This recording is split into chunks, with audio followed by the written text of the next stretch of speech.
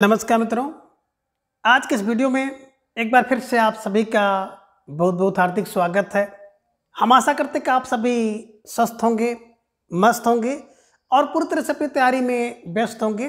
तो मित्रों, आज के इस वीडियो में हम टीजीटी पीजीटी हिंदी के पाठ्यक्रम पर आधारित 125 महत्वपूर्ण प्रश्नों को व्याख्यात्मक तरीके से हल करेंगे और उसके साथ इन्हें ट्रिक की सहायता से याद करने का भी प्रयास करेंगे। तो हम आशा करते हैं कि वीडियो आप सबके लिए बहुत ही महत्वपूर्ण होने वाला है, इसलिए इस वीडियो को आप लोग अंत तक जरूर देखें।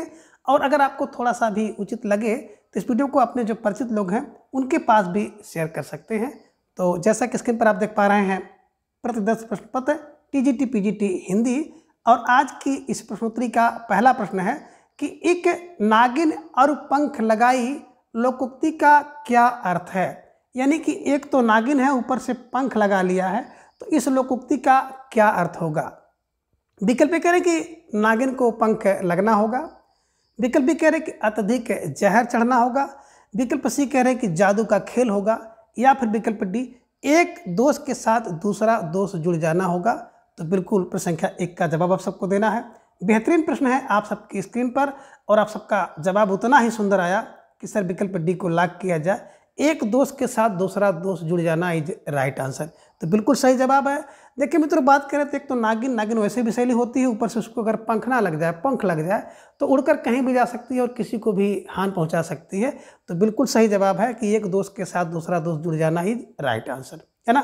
ऐसे भी हमारे यहाँ एक कहावत है कि एक तो तितौ लौकी दूधी चढ़े नीम की डाल, है ना। एक तो तीत वाली लौकी है और दूसरा तीता जो नीम का पेड़ है उसके ऊपर चढ़ी है, तो उसमें एक दोष के साथ दूसरा दोष भी होता है, ठीक है ना। चलिए प्रश्न संख्या 2 पर कि नाक पर सुपारी तोड़ना मुहावरे का अर्थ होगा। यानी कि नाक पर सुपारी तोड़ना इस मुहावरे का क्या अर्थ होगा। विकल्प ए कह रहे कि इज्जत उतार देना, विकल्प बी कह रहे कि असंभव कार्य करना, विकल्प सी कह रहे हैं कि बहुत परेशान होना, या फिर विकल्प डी है कि घृणा करना। तो प्रश्न संख्या 2 का जवाब आप सबको देना है कि नाक पर सुपारी तोड़ना इस मुहावरे का अर्थ क्या होगा।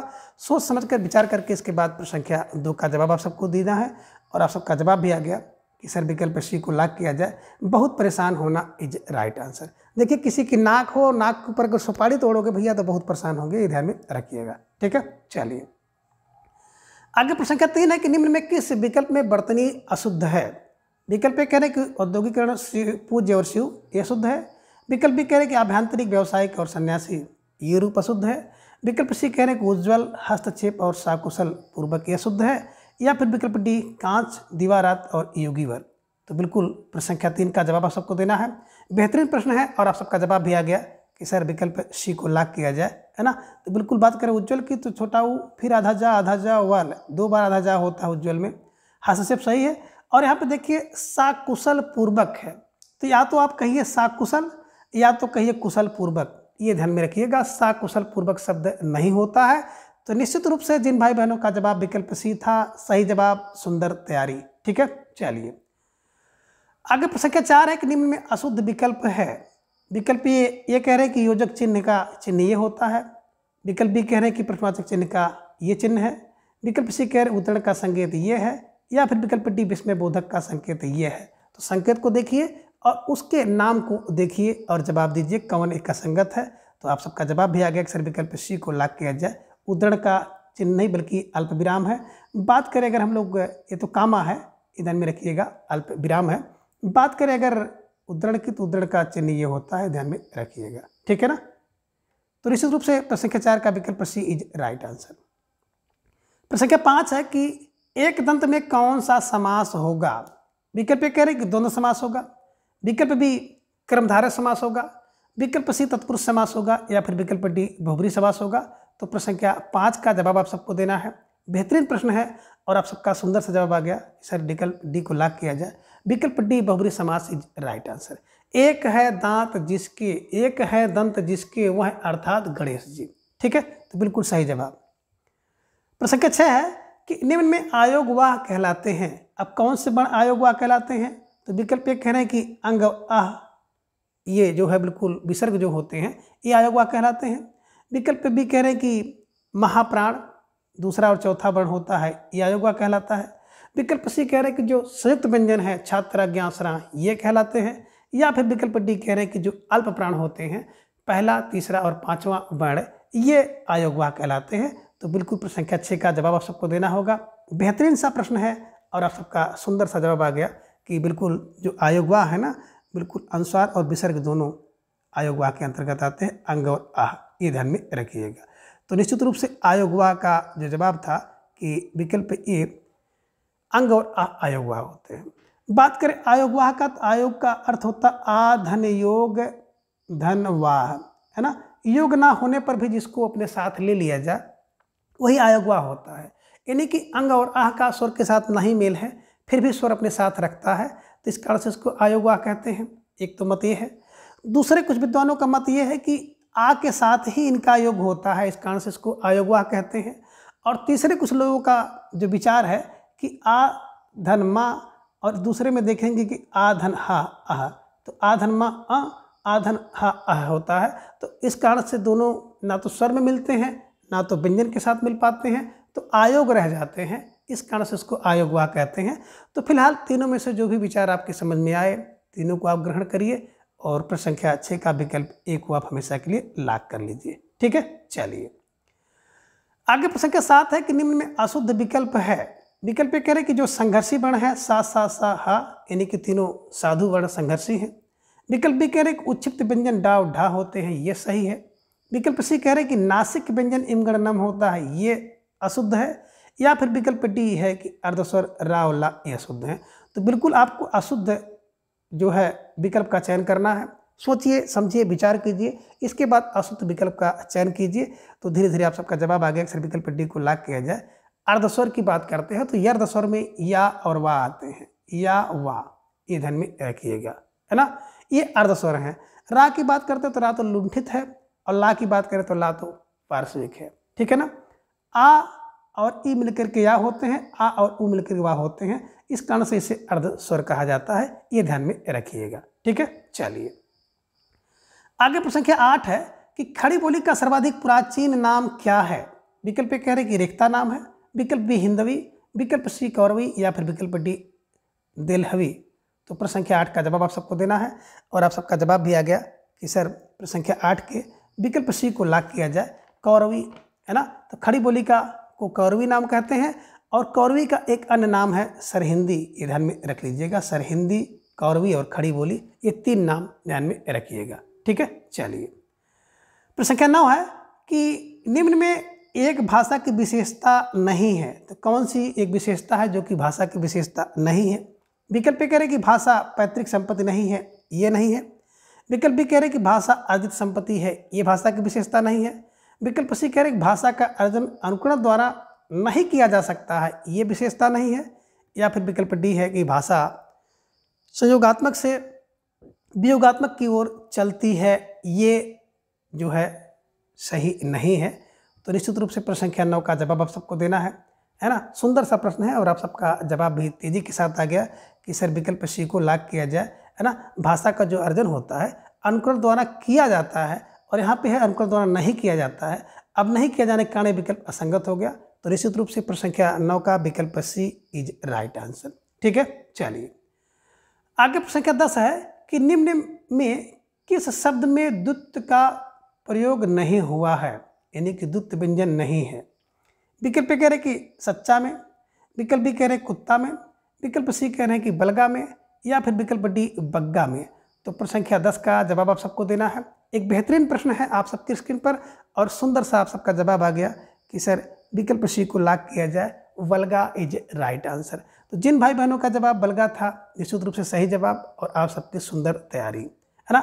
बात करें द्वित्व व्यंजन की, तो द्वित्व व्यंजन का अर्थ होता है कि एक बार स्वर रहित हो और दोबारा स्वर सहित हो, है ना। तो स्वर रहित और वही वर्ण फिर क्रम से तुरंत आए, स्वर रहित स्वर सहित आए, तो स्वर रहित फिर स्वर सहित, है ना। जैसे आप देख रहे हैं सच्चा में, तो सच्चा में चा एक बार स्वर रहित है और दोबारा स्वर सहित है। कुत्ता में देखेंगे ता एक बार स्वर रहित है फिर स्वर सहित है। बलगा की बात करेंगे तो बा, इसके बाद ला, ला जो है स्वर रहित है, लेकिन ला के बाद फिर ला आना चाहिए था स्वर सहित, है ना। तो इस कारण से संगत है। बग्गा में देखेंगे कि एक बार स्वर रहित दोबारा स्वर सहित है। ठीक है, तो फिलहाल प्रश्न संख्या 10 का विकल्प है सी इज राइट आंसर। आगे प्रश्न संख्या 11 है कि यहाँ पर हर एक आदमी ईमानदार है, मैं में हर शब्द है ना। कह रहे कि यहाँ पर हर एक आदमी ईमानदार है, इसमें जो हर शब्द क्या है, हर एक शब्द है। अब कह रहे गणनावाचक विशेषण है, विकल्प बी कह रहे क्रमवाचक विशेषण है, विकल्प सी कह रहे कि आवृत्तवाचक विशेषण है, या फिर विकल्प डी प्रत्येक बोधक विशेषण है। तो प्रश्न संख्या 11 का जवाब आप सबको देना है। बेहतरीन प्रश्न है और आप सबका जवाब भी आ गया कि सर इसमें जो हर है ना वो प्रत्येक बोधक विशेषण है। तो प्रश्न संख्या 11 का विकल्प डी प्रत्येक बोधक विशेषण इज राइट आंसर। तो जिन भाई बहनों का जवाब विकल्प डी था सही जवाब, सुंदर तैयारी बिल्कुल आप सबकी दिख रही है। तो निश्चित रूप से इस बार आप सबका जो प्रयास है, आप सबका परिश्रम है, रंग लाएगा। और माता रानी से हम भी प्रार्थना करते हैं कि हे माता रानी सभी भाई बहनों का इस बार बिल्कुल चयन सुनिश्चित कराइए, है ना, और सब लोग अपने अपने विद्यालय में जाएं। इतनी अच्छी तैयारी होने के बाद भी अगर चयन नहीं होता है तो निश्चित रूप से थोड़ा सा परेशानी का विषय बनता है, ठीक है ना। तो आगे प्रश्न संख्या 12 है कि निम्न में कौन सा विलोम शब्द सही नहीं है। एक विलोम शब्द सही नहीं है। विकल्प कह रहे कि अनुग्रह का संग्रह होगा, यह सही नहीं है। विकल्प बी कह रहे कि आविर्भाव का तिरोभाव होगा। विकल्प सी कह रहे जड़ का चेतन होगा। विकल्प डी कह रहे कि प्रलय का सृष्टि होगा। तो कौन एक सही नहीं है, आप सबका जवाब भी आ गया कि विकल्प ए को लॉक किया जाए, है ना। बात करें अनुग्रह, तो अनुग्रह का विलोम शब्द संग्रह नहीं होता है, ये ध्यान में रखिएगा, ठीक है ना। अनुग्रह का विलोम शब्द संग्रह नहीं होता है, ध्यान में रखिएगा। तो निश्चित रूप से जिन भाई बहनों का जवाब विकल्प ये था सही जवाब, सुंदर तैयारी, ठीक है। चलिए आगे प्रश्न संख्या 13 है कि निम्न में निशाचर का अर्थ नहीं है। बात करें तो निशाचर शब्द जो है ना ये अनेकार्थक शब्द है। तो कह रहे कि इनमें कौन सा एक अर्थ जो है निशाचर का नहीं है। विकल्प ए कह रहे कि राक्षस का, विकल्प बी कह रहे उल्लू का अर्थ नहीं है, विकल्प सी कह रहे चोर का, या फिर विकल्प डी चंद्रमा का।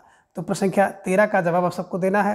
बेहतरीन प्रश्न है आप सबकी स्क्रीन पर और आप सबका उतना ही बेहतरीन जवाब आया कि सर विकल्प डी को लॉक किया जाए, चंद्रमा इज राइट आंसर। बात करें निशाचर, निशा माने होता है रात में, चर माने विचरण करने वाला, टहलने वाला, चलने वाला, उसे कहते हैं निशाचर। तो देखिए भैया राक्षस को निशाचर कहा जाता है, उल्लू को कहा जाता है, चोर को कहा जाता है। तो राक्षस को देखे होंगे रात में चरते हैं, विचरण करते हैं। उल्लू को देखे होंगे ना, उल्लू का मतलब होता उल्टा काम जो करे, है ना। आप दिन में जो सोवे और रात में जगे तो उल्लू है ना। हालांकि आज की स्थिति अगर देखी जाए तो उल्लू तो नहीं कहा जाएगा जो रात में जगेगा, वो तो भाई मेरे समझ से विद्वान कहा जाएगा, है ना, कि जो रात में जगे, पढ़े, विचरण करे, वो उल्लू नहीं है ना। चोर की बात करें, चोर भी रात में विचरण करता है। लेकिन बात करें चंद्रमा की, तो चंद्रमा को, है ना, आप निशाचर नहीं बल्कि चंद्रमा की बात करें तो निशाकर होता है, निशा को करने वाला चंद्रमा है। अब जितने भी रात की पर्यायवाची है, रात की पर्यायवाची में अगर आप कर लगा देंगे तो चंद्रमा की पर्यायवाची हो जाएगा, और उसी में अगर आप चर लगा देंगे तो राक्षस, उल्लू और चोर की पर्यायवाची हो जाएगा, ठीक है। तो ये ध्यान में रखिएगा। और प्रश्न संख्या 13 के विकल्प डी को हमेशा के लिए कंठस्थ करिए, स्टार लगाइए, अपने नोटबुक में दर्ज कर लीजिए, ठीक है। चलिए आगे प्रश्न संख्या 14 है कि निम्न में से एक विकल्प असंगत है, सही विकल्प का चयन करिए जो असंगत है। विकल्प ए कह रहे कि उल्लू, और उल्लू का जो तत्सम रूप होगा उलूक, यह असंगत है। विकल्प बी कह रहे कि उपटन का तत्सम रूप होगा ऊर्ध्ववर्तन। विकल्प सी कह रहे हैं गेहूं, और गेहूं का जो तत्सम रूप होगा गोधूम होगा। तो और विकल्प डी कह रहे केवट, और केवट का जो तत्सम रूप होगा निषाद, यह शुद्ध है। तो कह रहे कौन एक असंगत है, कौन एक शुद्ध नहीं है, जवाब आपको देना है। प्रश्न संख्या 14 आप सबके स्क्रीन पर है और आप सबका जवाब भी आ गया, अक्सर विकल्प डी को लॉक किया जाए, है ना। केवट का बात करते हैं तो केवट का तत्सम शब्द होता है कैवर्त, ये ध्यान में रखिएगा, कैवर्त, है ना, निषाद नहीं होता है। बाकी उल्लू का उलूक, उपटन का ऊर्ध्वटन, गेहूं का गोधूम होता है, सही है, ठीक है। तो प्रश्न संख्या 14 का विकल्प डी इज राइट आंसर। प्रश्न संख्या 15 की वाक धन ईस का संधि रूप होगा। विकल्प ए कह रहे कि वाकीस होगा, विकल्प बी वाकेश होगा, विकल्प सी कह रहे कि वागीस होगा, या फिर विकल्प डी वागीस होगा। तो निश्चित रूप से जिन भाई बहनों का जवाब विकल्प डी था सही जवाब, सुंदर तैयारी आप सबकी, ठीक है ना। वागीस इज राइट आंसर। वाक धन ईस बिल्कुल, है ना। पहले वर्ग के बाद अगर कोई स्वर आ जाए तो बिल्कुल पहला वर्ग तृतीय वर्ण में हो जाता है, तो तीसरा वर्ण हो गया वागीस, ये ध्यान में रखिएगा, और बिल्कुल व्यंजन संधि है, ठीक है। चलिए आगे प्रश्न संख्या 16 है कि समास से संबंधित एक विकल्प सुमेलित नहीं है। तो कौन सा विकल्प है जो कि समास से संबंधित सुमेलित नहीं है। विकल्प ए कह रहे कि अश्वारूढ़, सीमा रेखा, नृपति और दिनचर्या में तत्पुरुष समास है। विकल्प बी कह रहे ज्ञान विज्ञान, 44, देवासुर, धन दौलत में द्वंद्व समास है, ये बिल्कुल सुमेलित नहीं है। विकल्प सी कह रहे अंशुमाली, कपीस, कुसुम सर और गोपेश में कर्मधारय समास, ये सुमेलित नहीं है। या फिर विकल्प डी कह रहे हैं कि चौराहा, दुनाली, द्वार, दुमट में द्विगु समास, ये जो है सुमेलित नहीं है। तो प्रश्न संख्या 16 का जवाब आप सबको देना है और आप सबका जवाब भी आ गया कि सर विकल्प सी को लाग किया जाए, है ना। अंशुमाली, अंशु है माली जिसके वह अर्थात सूर्य। कपीस, कप के ईस है जो यानी कि हनुमान जी। कुसुम सर, कुसुम का सर यानी कि बाण लेकर चलते हैं जो यानी कि कामदेव। और गोपेश, गोपियों के ईस है जो वह श्री कृष्ण है ना। तो इसमें कर्मधारय समास नहीं बल्कि बहुब्रीहि समास होना था, यही अशुद्ध है।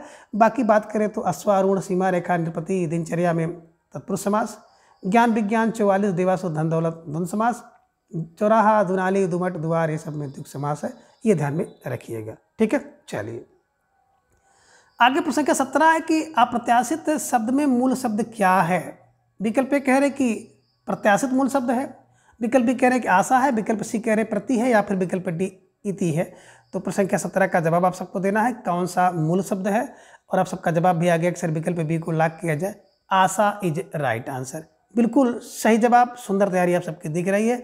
बात करें सबसे पहले तो आ उपसर्ग और दूसरा उपसर्ग प्रति, इसमें दो उपसर्ग हैं, आ और प्रति, इसके बाद आशा है और एक प्रत्यय है इत, ये ध्यान में रखिएगा। तो आ प्रति उपसर्ग, आशा मूल शब्द और इति इसमें प्रत्यय है, ठीक है ना।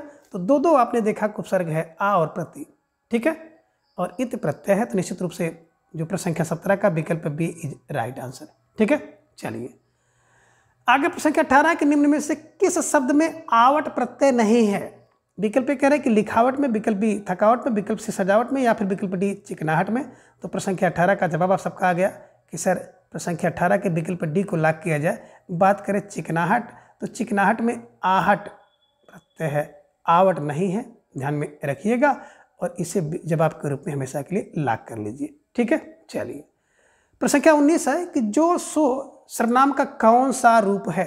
विकल्प कह रहे कि पुरुषवाचक सर्वनाम है, विकल्प बी निश्चयवाचक सर्वनाम है, विकल्प सी संबंधवाचक सर्वनाम है, या फिर विकल्प डी अनिश्चयवाचक सर्वनाम है। तो प्रश्न संख्या 19 का जवाब आप सबको देना है। बेहतरीन प्रश्न है और आप सबका सुंदर सा जवाब आया कि सर विकल्प सी को लाग किया जाए, संबंधवाचक सर्वनाम इज राइट आंसर। तो जिन भाई बहनों का जवाब विकल्प सी सही जवाब, सुंदर तैयारी बिल्कुल आप सबकी दिख रही है ना, ये ध्यान में रखिएगा।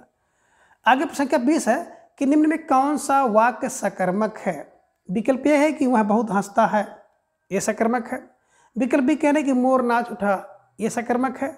विकल्प सी कह रहे कि बच्चा रोता है, ये सकर्मक है। या फिर विकल्प डी है वे गीत गाते हैं, ये सकर्मक है। तो प्रश्न संख्या 20 का जवाब आप सबको देना है। बेहतरीन प्रश्न है और आप सबका सुंदर जवाब आया कि सर विकल्प डी को लाग किया जाए, वे गीत गाते हैं। तो इसमें गीत कर्म है, गाना क्रिया है।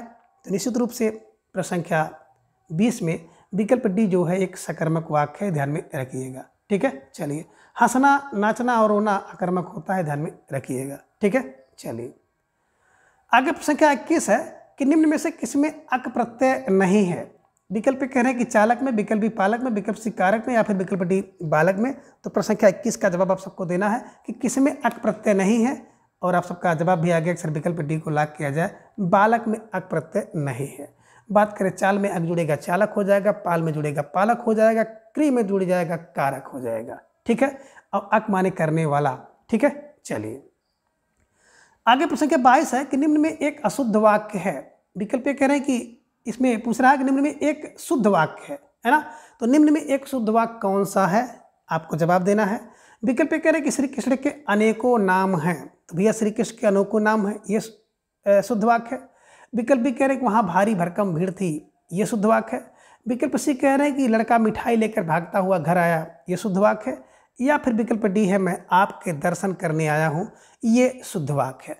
तो बिल्कुल प्रश्न संख्या 22 का जवाब आप सबको देना है और आप सबका जवाब आ गया कि सर विकल्प डी को लाग किया जाए, मैं आपके दर्शन करने आया हूँ ना, ये शुद्ध वाक्य। श्री कृष्ण के अनेकों नहीं बल्कि अनेक नाम होना था। बात करें वहाँ भारी भरकम भीड़ नहीं, बल्कि वहाँ पे भारी भरकम भीड़ नहीं, वहाँ पे भारी भीड़ करिए, वहाँ पे भारी भीड़ लगी थी, ये ध्यान में रखिएगा। लड़का मिठाई लेकर भागता नहीं आएगा, बिल्कुल दौड़ता आएगा। भय का मतलब होता है, भय से जब कोई भागेगा तो उसको भय कहते हैं, भय से भागता है और दौड़ता खुशी से है। तो मिठाई कोई पाएगा तो भय से थोड़ी ना भागेगा, है ना, दौड़ेगा, इधर में रखिएगा। और मैं आपके दर्शन करने आया हूँ, तो बिल्कुल सही वाक्य। तो निश्चित रूप से जिन भाई बहनों का जवाब विकल्प डी था सही जवाब, सुंदर तैयारी आप सबकी, ठीक है। चलिए आगे प्रश्न संख्या 23 है कि निम्न में से एक विकल्प में सभी पुल्लिंग शब्द हैं, उसका चयन करिए। विकल्प ये कह रहे हैं कि दया, शोभा, सिद्धि और राशि। विकल्प भी कह रहे बारी, पाड़ी, गिरी, बलि। विकल्प सी कह रहे महिमा, गरिमा, लगिमा और लघुता। विकल्प सी कह रात, बात, लात और चिट्ठी। तो बिल्कुल आसान सा प्रश्न है और आप सबका जवाब भी आ गया कि सर विकल्प बी को लॉक किया जाए। वारी, फाड़ी, गिरी और बलि जो है पुल्लिंग शब्द हैं, ये ध्यान में रखिएगा। बाकी शेष तीनों जो विकल्प हैं स्त्रीलिंग है, ध्यान में रखिएगा। स्टार लगा लीजिए और इसे अपनी नोटबुक में दर्ज भी कर लीजिए, ठीक है। चलिए प्रश्न संख्या 24 है कि निम्न में पुल्लिंग शब्द कौन सा है। विकल्प ए कह रहे हैं कि चांदी है। विकल्प बी कह रहे हैं मकई है। विकल्प सी कह रहे हैं शराब है, या फिर विकल्प डी मोती है। तो प्रश्न संख्या 24 का जवाब आप सबको देना है और आप सबका जवाब भी आ गया कि सर विकल्प डी को लॉक किया जाए। मोती जो होता है ना, ये पुल्लिंग शब्द है। मोती के अलावा हाथी, दही, पानी, घी, ये भी पुल्लिंग शब्द होते हैं, ध्यान में रखिएगा। चांदी, मकई और शराब स्त्रीलिंग शब्द है, ठीक है। चलिए तो प्रश्न संख्या 24 का विकल्प डी इज राइट आंसर। प्रश्न संख्या 25 है कि निम्न विकल्प में से एक वाक्य में भिन्न कारक है, यानी कि जो विकल्प आप देख रहे हैं ना, इनमें एक अलग कारक है, बाकी 3 में सेम कारक है। विकल्प ये कह रहे हैं कि वह कुल्हाड़ी से वृक्ष काटता है। विकल्प भी कह रहे हैं कि वह मुझे अपनी कमाई से खाना मिलता है। विकल्प सी कह रहे हैं साधुओं की संगत से बुद्धि सुधरती है। और विकल्प डी कहते हैं कि पेड़ से फल गिरा। तो कह रहे हैं कि इनमें कौन सा कारक अशुद्ध है, और आप सबका जवाब आ गया कि सर विकल्प डी को लॉक किया जाए। विकल्प डी पेड़ से फल गिरा, तो पेड़ से फल अलग हो रहा है, दूर हो रहा है, भिन्न हो रहा है, इस कारण से इसमें अपादान कारक है। बाकी कुल्हाड़ी से काटना तो साधन है, कर्ण कारक। बिल्कुल कमाई से खाना साधन है, कर्ण कारक। और संगति से बुद्धि बढ़ रही है तो कर्ण कारक है। तो निश्चित रूप से आप देखेंगे तो विकल्प ए, बी, सी तीनों में जो है कर्ण कारक है, लेकिन विकल्प डी में अपादान कारक है। वृक्ष से, पेड़ से जो फल अलग हो रहा है, गिर रहा है, भिन्न हो रहा है, ठीक है। चलिए आगे प्रश्न संख्या 26 है कि असंगत विकल्प है। अब इनमें कौन सा विकल्प असंगत है, यानी कि अशुद्ध है। विकल्प ये कह रहे हैं कि उर्दू, लाश, बहादुर, तोप, ये तुर्की होते हैं, तुर्की शब्द है। विकल्प भी कह रहे हैं अलकतरा, अन्नास, आल्पिन, तंबाकू पुर्तगाली शब्द है। विकल्प सी कह रहे हैं फारसी, अफसोस, आबदार, आबरू, आतिशबाजी फारसी शब्द है। या फिर विकल्प डी की बात करें तेंदुआ, कटोरा, खिड़की, ठुमरी, ये सब अरबी शब्द हैं। तो इनमें कौन एक अशुद्ध है। तो आप सबका जवाब भी आ गया कि सर विकल्प डी को लॉक किया जाए, है ना। तेंदुआ, कटोरा, खिड़की और ठुमरी की बात की जाए ना, तो जो विकल्प डी में आप देख पा रहे हैं, तो निश्चित रूप से ये शब्द क्या होते हैं, है ना, ये देशज शब्द हैं, ध्यान में रखिएगा। ये क्या है, देशज शब्द हैं। बिल्कुल तेंदुआ, कटोरा, खिड़की, ठुमरी देशज शब्द हैं। बाकी उर्दू, लाश, बहादुर, तोप जो है तुर्की, ये सब ध्यान में रखिएगा कि ये तुर्की शब्द हैं, बिल्कुल सही है ना। उर्दू तुर्की पढ़ते हैं, लाश तुर्की की, बहादुर होते हैं, तोप रखते हैं तुर्की, ध्यान में रखिएगा। अलकतरा लग जाएगा तो आप गाली देंगे, अन्नास गाली देंगे, आल्पिन कोई चुबा ले तंबाकू खा के व्यक्ति गाली देता है तो गाली मैंने पुर्तगाली, है ना। अफसोस फारसी, अबदार, आबरू है, आतिशबाजी फारसी का है, ये ध्यान में रखिएगा। तो बिल्कुल विकल्प डी को आप सही कर लीजिए। प्रश्न संख्या 27 है कि भाषा वह साधन या माध्यम है जिसके द्वारा मनुष्य अपने विचार दूसरों पर भली भांति प्रकट कर सकता है और दूसरे के विचार आप स्पष्टता समझ सकते हैं। कथन किसका है। विकल्प कह रहे कि पतंजलि का है। विकल्प बी कामता प्रसाद गुरु का है। विकल्प सी बाबूराम सक्सेना का है, या फिर विकल्प डी सुकुमार सेन का है। तो प्रश्न संख्या 27 का जवाब आप सबको देना है। बेहतरीन प्रश्न है और आप सबका उतना ही सुंदर जवाब आया कि सर विकल्प बी को लॉक किया जाए। कामता प्रसाद गुरु इज राइट आंसर, है ना। अब कैसे दिमाग में बैठाएंगे, देखिए भाषा वह साधन या माध्यम कौन है, बोले सर वह साधन या माध्यम तो गुरु है। अब गुरु for Kamta Prasad Guru is right answer.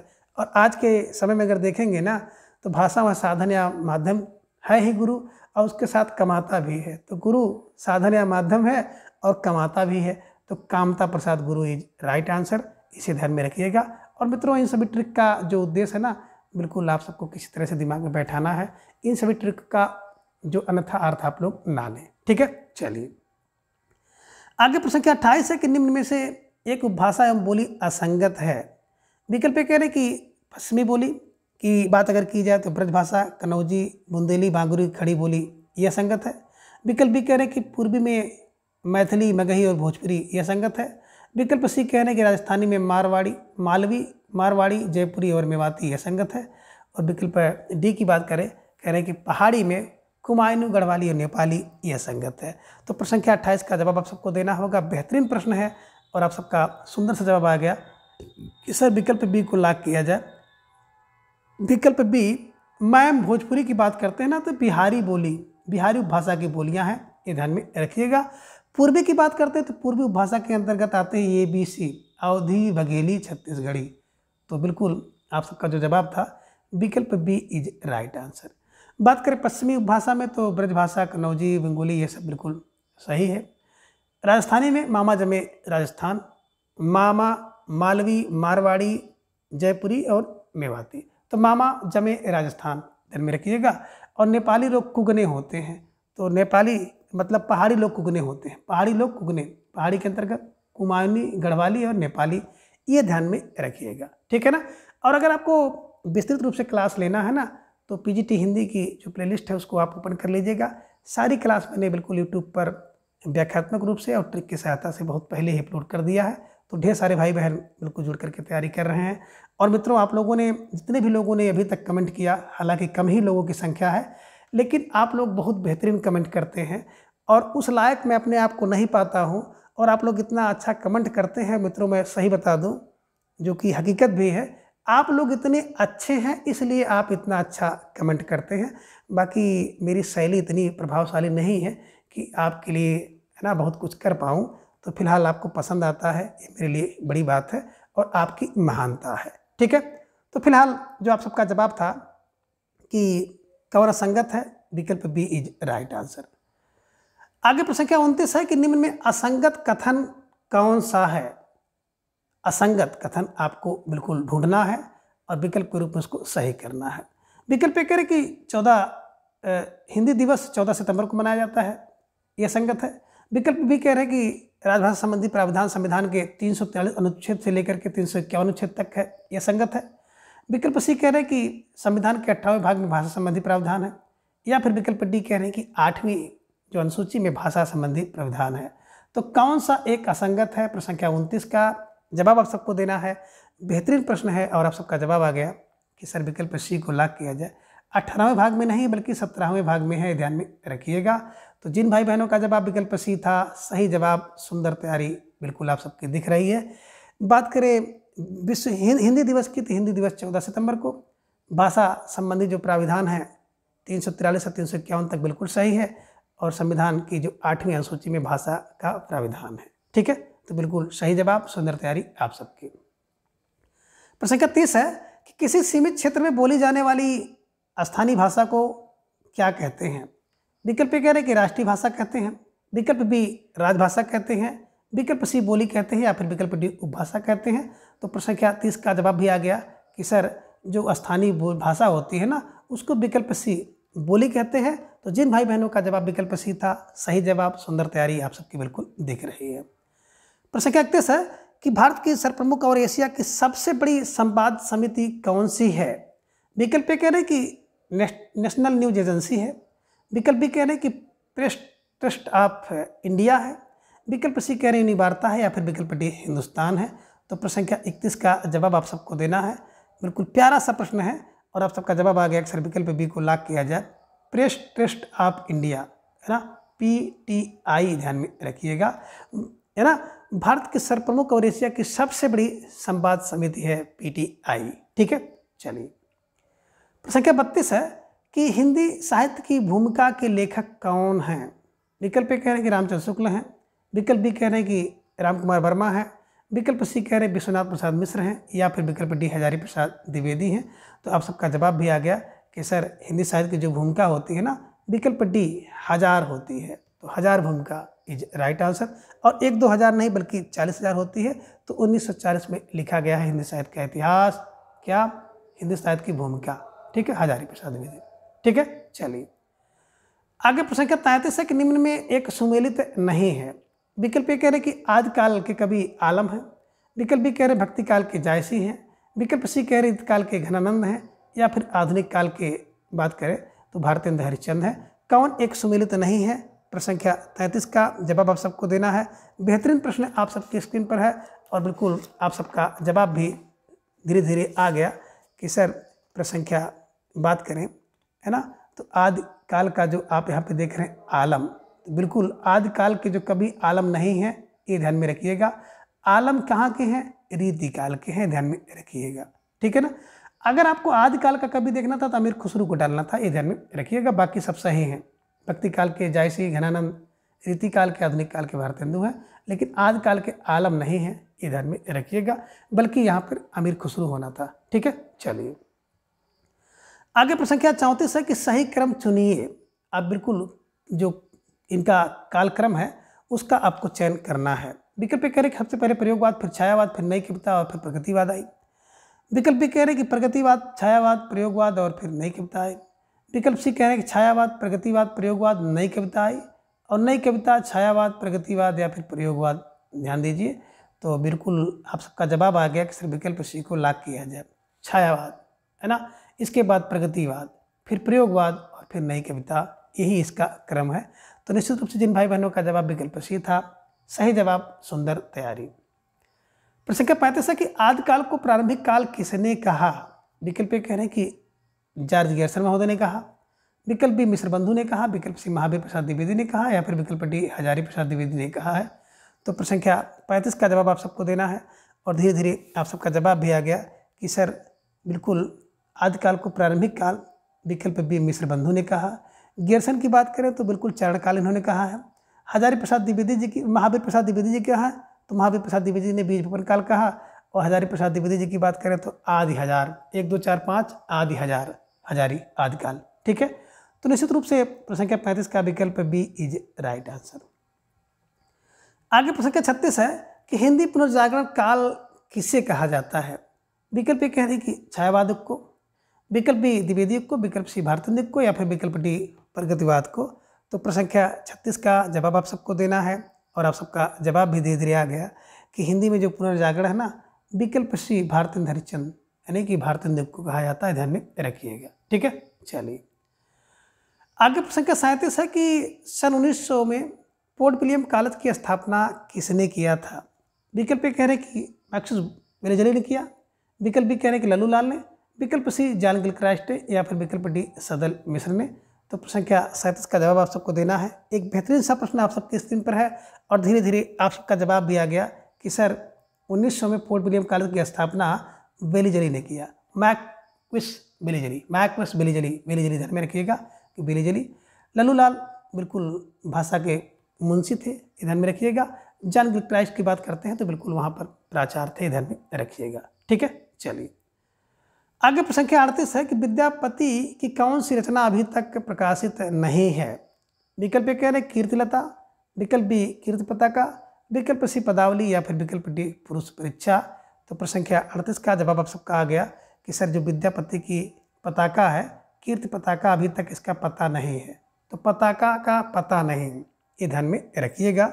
जो विद्यापति की कीर्ति पताका है इसका पता नहीं है। ठीक है, लापता है। प्रश्न संख्या 39 है कि रासो शब्द की उत्पत्ति रसायन से किसने मानी है? विकल्प कह रहे हैं कि गासादा तासी ने माना, विकल्प बी राम नारायण डूंगर ने माना, विकल्प सी कह रहे हैं कि रामचंद्र शुक्ल ने, या फिर विकल्प डी हरप्रसाद शास्त्री ने।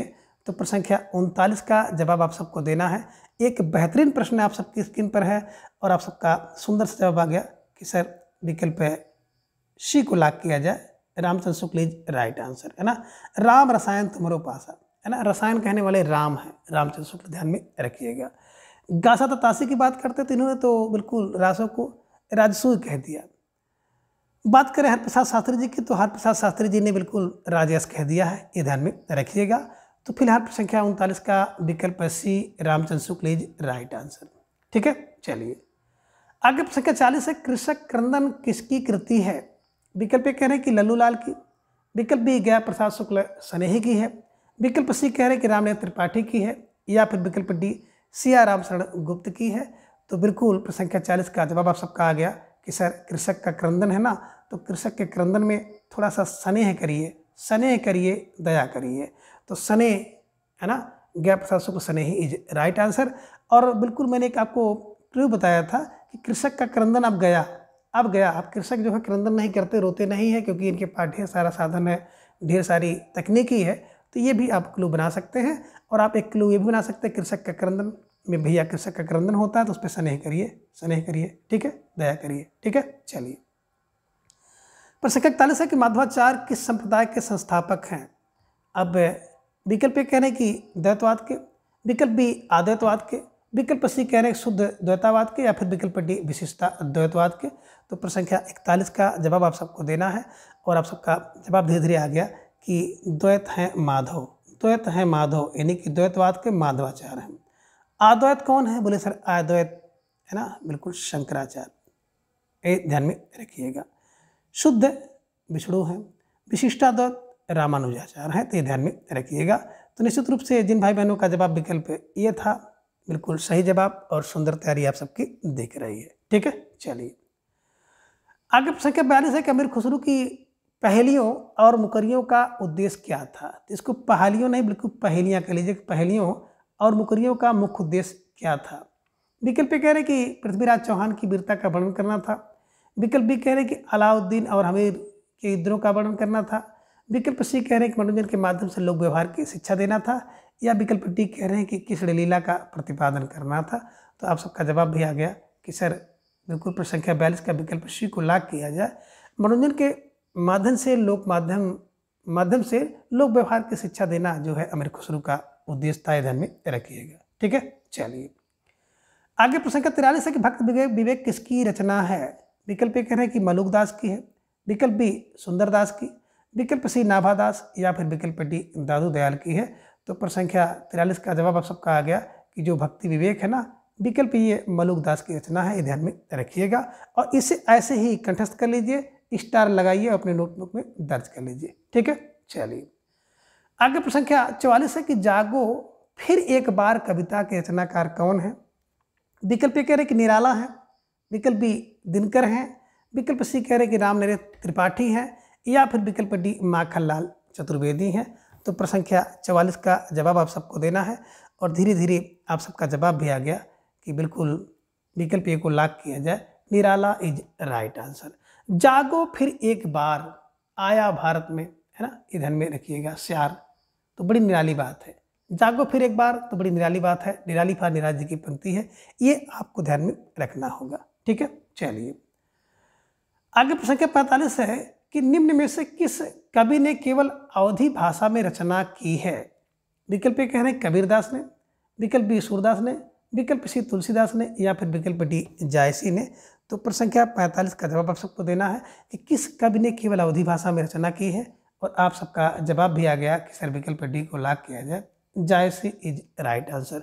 जिसका यश है उसी ने केवल अवधी भाषा में रचना की है, ये ध्यान में रखिएगा, ठीक है। चलिए आगे प्रश्न का 46 है कि पद्मावत को सूफी काव्य मानने से इनकार करने वाले आलोचक कौन है? यानी कि कौन से आलोचक है जिन्होंने पद्मावत को सूफी काव्य मानने से इनकार कर दिया? विकल्प ए कह रहे हैं कि रामचंद्र शुक्ल ने, विकल्प बी हजारी प्रसाद द्विवेदी ने, विकल्प सी कह रहे हैं विजय देव नारायण शाही ने, या फिर विकल्प डी है नामवर सिंह ने। तो बिल्कुल आप सबका जवाब भी आ गया कि सर प्रश्न संख्या 46 के विकल्प सी को लॉक किया जाए, विजय देव नारायण शाही इज राइट आंसर, है ना। पद्मावत को सूफी काव्य कहने से शाही ने क्या किया था? इनकार कर दिया था। जो शाही टाइप के लोग होते हैं ना, वो बिल्कुल सूफी काव्य को इनकार कर देते हैं, ये ध्यान में रखिएगा। और आप ये भी क्लू बना सकते हैं कि पद्मावत को काव्य कहने से इनकार करना सही है, सही फार शाही ध्यान में रख लीजिएगा, ठीक है। चलिए अब आगे है प्रश्न संख्या 47 है कि सूरदास को जीवन उत्सव का कवि किसने कहा है? विकल्प ए कह रहे हैं कि रामचंद्र शुक्ल ने कहा, विकल्प बी कह रहे हैं कि हजारी प्रसाद द्विवेदी ने कहा, विकल्प सी कह रहे हैं कि महावीर प्रसाद द्विवेदी ने कहा है, या फिर विकल्प डी मैथिली शरण गुप्त ने। तो प्रश्न संख्या 47 का जवाब आप सबको देना है एक बेहतरीन प्रश्न आप सबकी स्क्रीन पर है और आप सबका सुंदर सा जवाब आ गया कि सर प्रश्न संख्या बिल्कुल 47 के विकल्प ए को लॉक किया जाए। Ramchandra Shukla is right answer. शुक्ल ने जीवन उत्सव का कवि कहा है, ध्यान में रखिएगा। सा से सूर, सा से शुक्ल, ठीक है। चलिए आगे प्रश्न संख्या 48 है कि मीराबाई की रचनाओं में किस भाषा की छौंक ज्यादा पाई जाती है।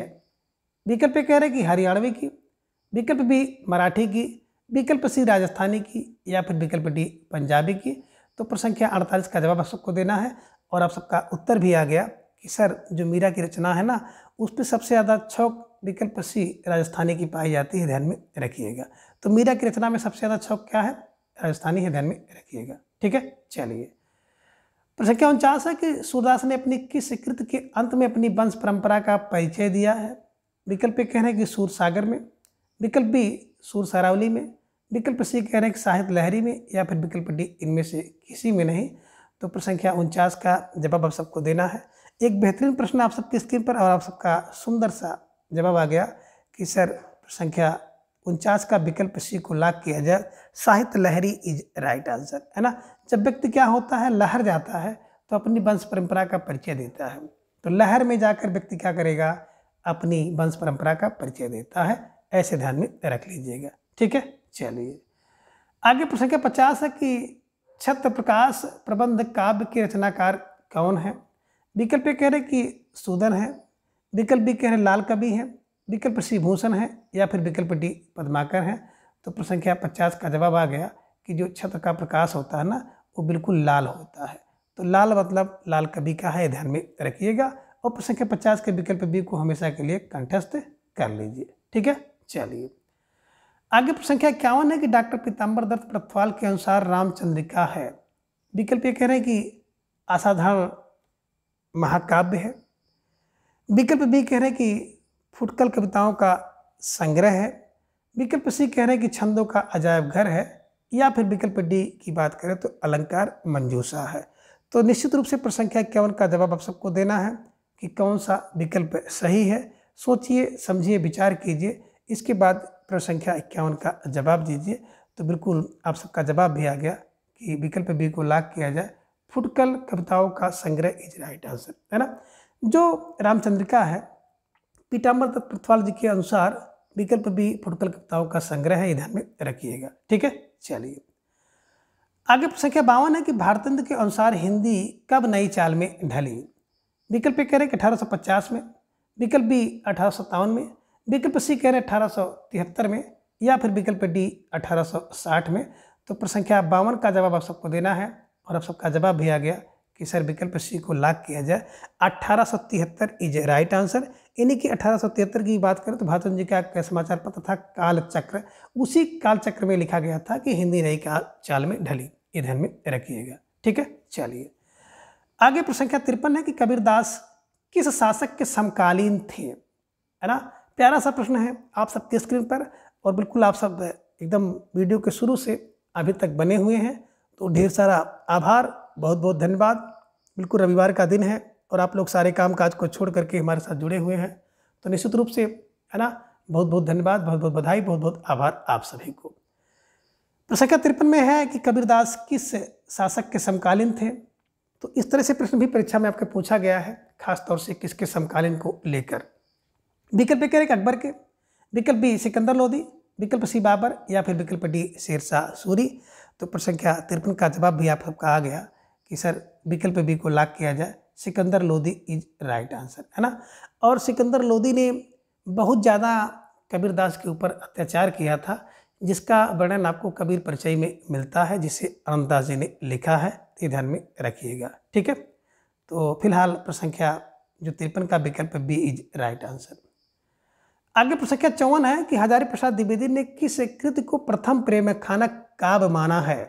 विकल्प कह रहे हैं कि हंसावली को, विकल्प बी चंदायन को, विकल्प सी सत्यवती कथा को, या फिर विकल्प डी मृगावती को। तो प्रश्न संख्या 54 का जवाब सबको देना है। बेहतरीन प्रश्न आप सबके स्क्रीन पर और निश्चित रूप से ये बहुत महत्वपूर्ण प्रश्न है और परीक्षा में पूछा जाने योग्य प्रश्न है, तो स्टार लगा करके इसे अपने नोटबुक में छाप लीजिए। और आप सबका जवाब भी आ गया कि सर विकल्प सी को लॉक किया जाए, है ना।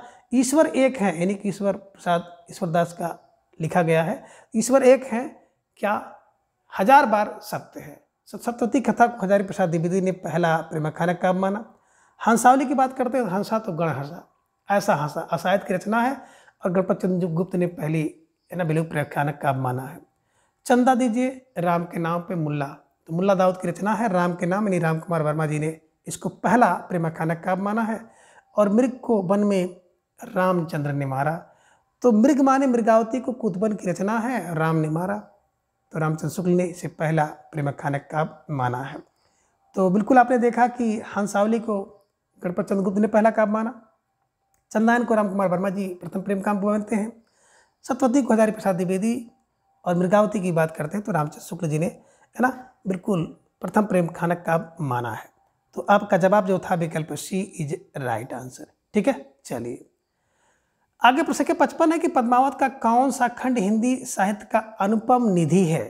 विकल्प ए कह रहे हैं कि आदि खंड, विकल्प बी सुआ खंड, विकल्प सी नागमती वियोग खंड या फिर विकल्प डी स्तुति खंड। तो प्रश्न संख्या 55 का जवाब आप सबको देना है।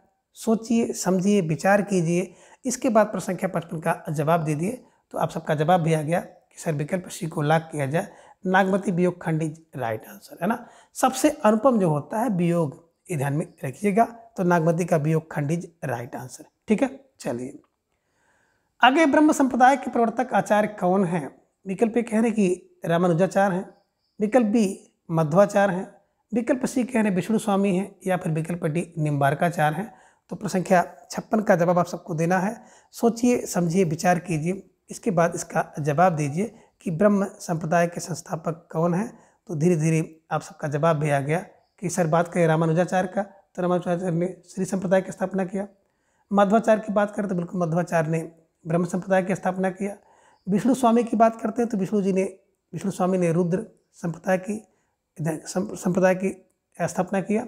और निम्बारकाचार्य की बात करते हैं तो बिल्कुल सनकादि संप्रदाय, और उसी का एक नाम है निम्बकाचार्य, निम्ब संप्रदाय, है ना। तो निश्चित रूप से जो सही जवाब है कि ब्रह्म संप्रदाय की स्थापना विकल्प बी बा से ब्रह्म बा से माधव। माधव क्या है कि ब्रह्म संप्रदाय के संस्थापक है, ध्यान में रखिएगा। रामानुजाचार्य की बात करते हैं तो श्री रामानुजाचार्य, ध्यान में रखिएगा। विष्णु की बात करते हैं तो विष्णु ने बिल्कुल रुद्र संप्रदाय। निम्बारका की बात करते हैं तो बिल्कुल सनकादि संप्रदाय, ये ध्यान में रखिएगा। ठीक है, चलिए प्रश्न संख्या 57 है कि निम्न में से एक रामानंद के शिष्यों में नहीं आते हैं। विकल्प ए कह रहे हैं कि नरहयानंद, विकल्प बी कबीरदास, विकल्प सी अनंतानंद या फिर विकल्प डी सुंदरदास। तो प्रश्न संख्या 57 का जवाब आप सबको आ गया कि सर विकल्प डी को लॉक किया जाए, सुंदरदास इज राइट आंसर, है ना। बात करें निम्न में रामानंद के शिष्यों में सुंदरदास नहीं आते हैं, बाकी है ना नरहयानंद, कबीरदास, आनंददास आते हैं, ध्यान में रखिएगा। ठीक है, चलिए आगे प्रश्न संख्या 58 है कि भारत का लोकनायक वही हो सकता है जो समन्वय करने का अपार धैर्य लेकर आया हो। तुलसी के विषय में किसका कथन है। विकल्प ए कह रहे कि रामचंद्र शुक्ल का है, विकल्प बी डॉक्टर रामविलास शर्मा का है, विकल्प सी हजारी प्रसाद द्विवेदी का है या फिर विकल्प डी गियरसन का है। तो प्रश्न संख्या 58 का जवाब आप सबको देना है और धीरे धीरे आप सबका जवाब भी आ गया कि भारत का लोकनायक वही हो सकता है जो समन्वय करने का 1000 बिल्कुल धैर्य लेकर आया हो। तो 1000 का मतलब है हजारी प्रसाद द्विवेदी जी ने ये कहा है, इसे ध्यान में रखिएगा। और प्रश्न संख्या 58 के विकल्प सी को हमेशा के लिए लॉक कर लीजिए। प्रश्न संख्या 59 है कि तुलसीदास ने बाहु रोग से मुक्ति पाने के लिए कौन सी रचना की थी। विकल्प कह रहे कवितावली की रचना की, विकल्प बी रामज्ञा प्रश्न की रचना किया, विकल्प सी वैराग्य संदीपनी या फिर विकल्प डी हनुमान बाहुक। तो प्रश्न संख्या 59 का जवाब आप सबको देना है। बेहतरीन प्रश्न है और आप सबका उतना ही सुंदर जवाब आया कि सर विकल्प डी को लॉक किया जाए, Hanuman Bahuk is right answer, है ना। जब तुलसीदास को बाह में पीड़ा हुई थी तो बा से बाहुक, है ना। जब बाहु में पीड़ा हुई तो तुलसीदास जी ने हनुमान बाहुक नामक ग्रंथ की रचना की थी, ये ध्यान में रखिएगा। ठीक है, चलिए प्रश्न संख्या 60 है कि डॉक्टर राम कुमार वर्मा ने हिंदी का प्रथम कवि किसे माना है। विकल्प ए कह रहे कि पुष्य या पुणे को माना, विकल्प बी सरहपा को माना, विकल्प सी शंभू को माना या फिर विकल्प डी है शालिभद्र सूर्य को माना है। तो प्रश्न संख्या 60 का जवाब आप सबको देना है। बेहतरीन प्रश्न आप सबकी स्क्रीन पर है और निश्चित रूप से ये प्रश्न जो परीक्षा में पूछे जाने योग्य है, तो इसका जवाब आप सबको आना चाहिए और बिल्कुल धीरे धीरे आप सबका जवाब भी आ गया। बात करें देखिए विकल्प प्रश्न संख्या 60 के विकल्प की, तो राम कुमार के अनुसार विकल्प सी शंभू इज राइट आंसर। तो जिन भाई बहनों का जवाब विकल्प सी शंभू है, सही जवाब सुंदर तैयारी, है ना, स्वयंभू, है ना। शंभू को किसने माना? राम कुमार वर्मा ने हिंदी का प्रथम कवि माना है। पुष्य या पुण्य की बात करते हैं तो शिव सिंह सेंगर ने माना, पुण्य है शिव, है ना। सरापा को राहुल शंकरदयाल जी ने माना है। और साल भद्र सूर्य जी की बात करें तो गणपत चंद्र गुप्त ने माना है, ये ध्यान में रखिएगा। तो फिलहाल प्रश्न संख्या 60 का जो जवाब था विकल्प सी शंभू इज राइट आंसर, ठीक है। चलिए प्रश्न संख्या 61 है कि लेकिन मैं जोर देकर कहना चाहता हूं कि अगर इस्लाम नहीं आया होता तो भी इस साहित्य का 12 आना वैसा ही होता जैसा आज है, किसका कथन है? विकल्प कह रहे कि रामचंद्र शुक्ल का है, विकल्प बी गियर्सन का है, विकल्प सी हजारी प्रसाद द्विवेदी का है, या फिर विकल्प डी डॉक्टर रामविलास शर्मा का है। तो बिल्कुल प्रश्न संख्या 61 का जवाब आप सबको देना है। बेहतरीन प्रश्न है और आप सबका सुंदर जवाब आया कि लेकिन मैं जोर देकर 1000 बार कहना चाहता हूँ।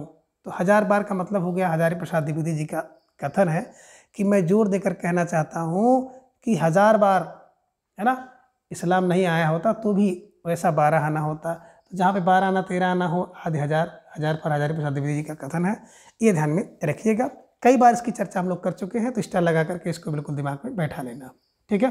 चलिए आगे प्रश्न संख्या 65 है, कबीरदास की रचनाओं के शैली के विषय में सत्य कथन कौन सा है? विकल्प कह रहे कि साखी की रचना दोहों में हुई, विकल्प बी कह रहे कि शबद की रचना पद शैली में हुई, विकल्प सी कह रहे कि रमैनी की दोहा चौपाई में हुई है, या फिर विकल्प डी उपयुक्त सभी सही है। तो प्रश्न संख्या 62 का जवाब आप सबको देना है और आप सबका जवाब भी आ गया कि सर विकल्प डी को लॉक किया जाए, उपयुक्त सभी इज राइट आंसर। तो जिन भाई बहनों का जवाब विकल्प डी था, सही जवाब सुंदर तैयारी आप सबकी बिल्कुल दिख रही है, ठीक है। चलिए आगे प्रश्न संख्या 63 है कि हमन है इश्क मस्ताना, हमन को होशियारी क्या है, पंक्ति किसकी है? विकल्प कह रहे कि जायसी की है, विकल्प बी कबीरदास की है, विकल्प सी घनानंद की है, या फिर विकल्प डी बोधा की है। तो प्रश्न संख्या 63 का जवाब आप सबको देना है। बेहतरीन प्रश्न आप सबकी स्क्रीन पर है और आप सबका उतना ही सुंदर जवाब आया कि सर विकल्प बी को लॉक किया जाए, कबीरदास इज राइट आंसर, है ना। हमन है इसके, हमन को मस्ताना होशियारी, ये सबसे क्या मतलब? हम तो कवि हैं, कबीर है, ध्यान में रखिएगा, ठीक है ना। संत है, कबीरदास संत है, ठीक है। चलिए प्रश्न संख्या 64 है कि पद्मावत की जो नागमती किसका प्रतीक है? विकल्प कह रहे कि मन का, विकल्प बी हृदय का, विकल्प सी शैतान का, या फिर विकल्प डी दुनिया या धंधा, यानी कि संसारिक बुद्धि की। तो प्रश्न संख्या बिल्कुल 64 का जवाब आप सबको देना है। एक बेहतरीन प्रश्न आप सबकी स्क्रीन पर है और आप सबका सुंदर सा जवाब आ गया कि सर विकल्प डी को लॉक किया जाए, दुनिया का धंधा या संसारिक बुद्धि इज राइट आंसर। जो नागमती है ना, दुनिया का धंधा या माया का है। मन की बात करते हैं तो रतनसेन, हृदय की बात करते हैं तो सिंघलदेव, शैतान की बात करते हैं तो अलाउद्दीन प्रतीक है, ध्यान में रखिएगा, ठीक है। चलिए आगे प्रश्न संख्या 65 है कि सखी संप्रदाय के प्रवर्तक आचार्य कौन हैं? विकल्प कह रहे कि स्वामी हरदास हैं, विकल्प बी चैतन्य महाप्रभु हैं, विकल्प सी हित हरिवंश हैं, या फिर विकल्प डी वल्लभाचार्य हैं। तो प्रश्न संख्या 65 का जवाब आप सबको देना है कि सखी संप्रदाय के प्रवर्तक कौन हैं, और आप सबका जवाब बहुत तेजी के साथ आ गया कि सर विकल्प ए को लॉक किया जाए, स्वामी हरदास इज राइट आंसर, है ना। ये स्वामी हरदास की बात करते हैं तो स्वामी हरदास को हरिदास संप्रदाय, सखी संप्रदाय, और ये लोग चूंकि टट्टी बना के रहते, टाटी बना के रहते, इसलिए टट्टी संप्रदाय भी कहा जाता है, ध्यान में रखिएगा, ठीक है। चलिए बात करें चैतन्य महाप्रभु जी की, तो बिल्कुल आप जान ही रहे हैं कि चैतन्य महाप्रभु जी का गौड़ी संप्रदाय था। हित हरिवंश की बात करते हैं तो बिल्कुल आपने देखा होगा राधा वल्लभ संप्रदाय, और बात करें वल्लभाचार्य का तो रुद्र संप्रदाय था, ये ध्यान में रख लीजिएगा, ठीक है। चलिए संख्या 66 है कि अष्टछाप के कवियों में सबसे ज्येष्ठ कवि कौन है? विकल्प कह रहे कि कुंभन दास है, विकल्प बी सूरदास, विकल्प सी परमानंद दास, या फिर विकल्प डी नंददास है। तो प्रश्न संख्या 66 का जवाब आप सबको देना है। एक बेहतरीन प्रश्न आप सबकी स्क्रीन पर है और आप सबका जवाब भी आ गया कि सर विकल्प ए को लॉक किया जाए। जो कुंभन दास है ना, वो बिल्कुल अष्टछाप के सभी कवियों में सबसे ज्येष्ठ है, बड़े हैं, ध्यान में रखिएगा। और सबसे कनिष्ठ या सबसे छोटा नंददास है, तो विकल्प डी आप ध्यान में रखिएगा। सबसे छोटा नंददास और सबसे बड़ा कुंभन दास, ध्यान में रखिएगा। तो निश्चित रूप से जिन भाई बहनों का जवाब विकल्प ये था, तो सही जवाब सुंदर तैयारी आप सबकी दिख रही है। ठीक है, चलिए आगे प्रश्न संख्या 67 है कि ऋतुकाल के नामकरण के विषय में असंगत कथन है। विकल्प ए कह रहे कि ऋतुकाव्य नाम रामचंद्र शुक्ल ने दिया। विकल्प बी कह रहे कि अलंकृत काल मिश्र बंधु ने दिया, यह संगत है। विकल्प सी कह रहे कि श्रृंगार काल विश्वनाथ ने दिया और विकल्प डी कला काल काल रसाल ने दिया है। तो कौन एक असंगत है? जो असंगत है यानी कि सही नहीं है उसका आपको जवाब देना है। तो धीरे धीरे आप सबका जवाब भी आ गया कि सर प्रश्न संख्या 67 के विकल्प ए को लाख किया जाए। ऋतुकाव्य की बात करते हैं तो ऋतुकाव्य तो गिरसन का है, ऋतुकाल होना चाहिए था रामचंद्र शुक्ल का, ये ध्यान में रखिएगा। और प्रश्न संख्या 67 के विकल्प ए को हमेशा के लिए लाख कर लीजिए, है ना। तो अलंकृत बंधु करता है, ये ध्यान में रखिएगा बंधु। श्रृंगार पूरा विश्व करता है, कला काल रसाल ध्यान में रखिएगा, इसे ऐसे ही दिमाग में छाप लीजिए। ठीक है, चलिए आगे प्रश्न संख्या 68 है कि निम्न में रीति सिद्ध कवि किसे माना जाता है। विकल्प कह रहे हैं कि आलम को, विकल्प बी सेनापति को, विकल्प सी केशवदास को या फिर विकल्प डी भिखारी लाल को। तो रीति सिद्ध कवि कौन है? प्रश्न संख्या 68 का जवाब आप सबको देना है। बेहतरीन सा प्रश्न है और आप सबका उतना ही सुंदर जवाब आ गया कि सर विकल्प डी को लाख किया जाए, बिहारी को रीति सिद्ध कवि माना जाता है, ध्यान में रखिएगा। ठीक है, चलिए आगे प्रश्न संख्या 69 है कि निम्न में रचना और रचनाकार असंगत हैं। विकल्प कह रहे हैं कि रस रहस्य के रचनाकार कुलपति मिश्र है, यह संगत है। विकल्प बी कह रहे हैं कि आनंद विलास देव का है, यह संगत है। विकल्प सी कह रहे काव्य निर्णय भिखारीदास का, यह संगत है। या फिर विकल्प डी जगत विनोद पद्माकर का है, यह संगत है। तो प्रश्न संख्या 69 का जवाब आप सबको देना है। बेहतरीन प्रश्न आप सबकी स्क्रीन पर है और धीरे धीरे आप सबका जवाब भी आ गया कि विकल्प बी को लाख किया जाए। आनंद विलास की बात करते, देव की रचना नहीं है। जात विलास, भाव विलास, भवानी विलास, कुलस्वल विलास, रस विलास तो है, लेकिन आनंद विलास की बात करते हैं तो जसवंत सिंह का है, ध्यान में रखिएगा। जसवंत सिंह, आनंद विलास जसवंत सिंह, ध्यान में रखिएगा। इसलिए प्रश्न संख्या 69 का विकल्प बी जो है संगत नहीं है। तो जवाब आपका विकल्प बी इज राइट आंसर। ठीक है, चलिए आगे प्रश्न संख्या 70 है कि बिहारी सतसई की संजीवनी भास टीका किसने लिखी है। विकल्प ए कह रहे हैं कि कृष्णलाल कवि ने लिखा। विकल्प बी लल्लू लाल ने लिखा। विकल्प सी कह रहे थे कि अंबिका दत्त व्यास ने, या फिर विकल्प डी पदम सिंह शर्मा ने। तो प्रश्न संख्या 70 का जवाब आप सबको देना है कि बिहारी की सतसई और सतसई की संजीवनी भास टीका किसने लिखा है। तो आप सबका जवाब भी आ गया कि सर विकल्प डी को लाख किया जाए, है ना। Padam Singh is right answer, है ना। बात करें कृष्णलाल कवि की तो कृष्णलाल कवि ने कृष्ण लाल की टीका लिखा। लल्लू लाल की बात करें तो लल्लू लाल ने लाल चंद्रिका लिखा है। अंबिका दत्त व्यास की बात करते हैं तो बिहारी बिहार लिखा है। एक आपको मिलेंगे आनंदी लाल, तो आनंदी लाल ने फिरंगी सतसई लिखा है। और बिल्कुल पदम सिंह की बात करते हैं तो बिल्कुल पदम सिंह ने बिहारी सतसई लिखा है, ये ध्यान में रखिएगा। ठीक है, चलिए प्रश्न संख्या 71 है कि कबहू विसासी सुजान के आंगन मोह आंसुअन को लई बरसो किसकी पंक्ति है। अब विकल्प कह रहे कि आलम की पंक्ति है। विकल्प बी घनानंद की पंक्ति है, ध्यान में रखिएगा, घनानंद की। विकल्प सी बोधा या फिर विकल्प डी सेनापति की है। तो बिल्कुल प्रश्न संख्या 71 का जवाब आप सबको देना है कि आलम की पंक्ति है, घनानंद की पंक्ति है, बोधा की या सेनापति की। तो बिल्कुल आप सबका जवाब धीरे धीरे आ गया कि कबहू विसासी सुजान के आंगन, कौन?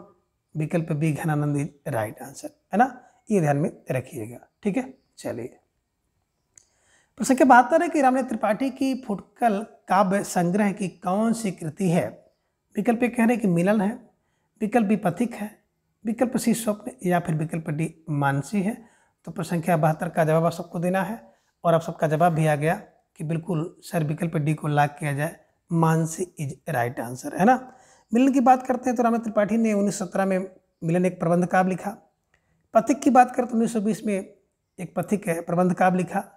स्वप्न की बात करते हैं तो 1929 में प्रबंधात्मक काव्य लिखा है। और मानसी की बात करते हैं तो 1927 में एक फुटकल काव्य संग्रह रामनाथ त्रिपाठी जी ने लिखा है, ध्यान में रखिएगा। ठीक है, चलिए प्रश्न संख्या 73 है कि हिंदी नवजागरण केवल हिंदी भाषा की उन्नति नहीं, यह एक राष्ट्रीय जागरण भी है, कथन किसका है। विकल्प कह रहे कि रामचंद्र शुक्ल का है। विकल्प बी डॉक्टर रामविलास शर्मा का है। विकल्प सी विश्वनाथ प्रसाद सिंह का, या फिर विकल्प डी शंभुनाथ का है। तो प्रश्न संख्या 73 का जवाब आप सबको देना है। बेहतरीन प्रश्न आप सबके स्क्रीन पर है और धीरे धीरे आप सबका जवाब भी आ गया कि हिंदी नवजागरण की बात अगर आ जाएगी तो हिंदी में नवजागरण कौन करेगा? बोले विकल्प डी को लॉक किया जाए, Shambhunath Singh is right answer. Hindi नवजागरण केवल हिंदी भाषा की उन्नति नहीं है, बिल्कुल शंभु है, केवल उन्नति नहीं बल्कि शंभुनाथ है। शंभु शंभु ध्यान में रख लीजिएगा, ठीक है। चलिए आगे प्रश्न संख्या 74 है कि सुरभि दान लीला किस कवि की कृति है? विकल्प ए कह रहे हैं कि गुमान कवि की, विकल्प बी ब्रजवासी दास की, विकल्प सी कवि मंचित की, या फिर विकल्प डी नागरी दास की है। तो प्रश्न संख्या 74 का जवाब आप सबको देना है कि सुरभि दान लीला किसका है, और आप सबका जवाब भी आ गया सर विकल्प सी को लॉक किया जाए, कवि मंचित इज राइट आंसर, है ना। अब देखिए जो लीला होगी ना तो लीला का मंचन होता है, तो मंजन फार मंचित ध्यान में रख लीजिएगा और इसे ऐसे ही क्लू बना के याद करने का प्रयास करिए।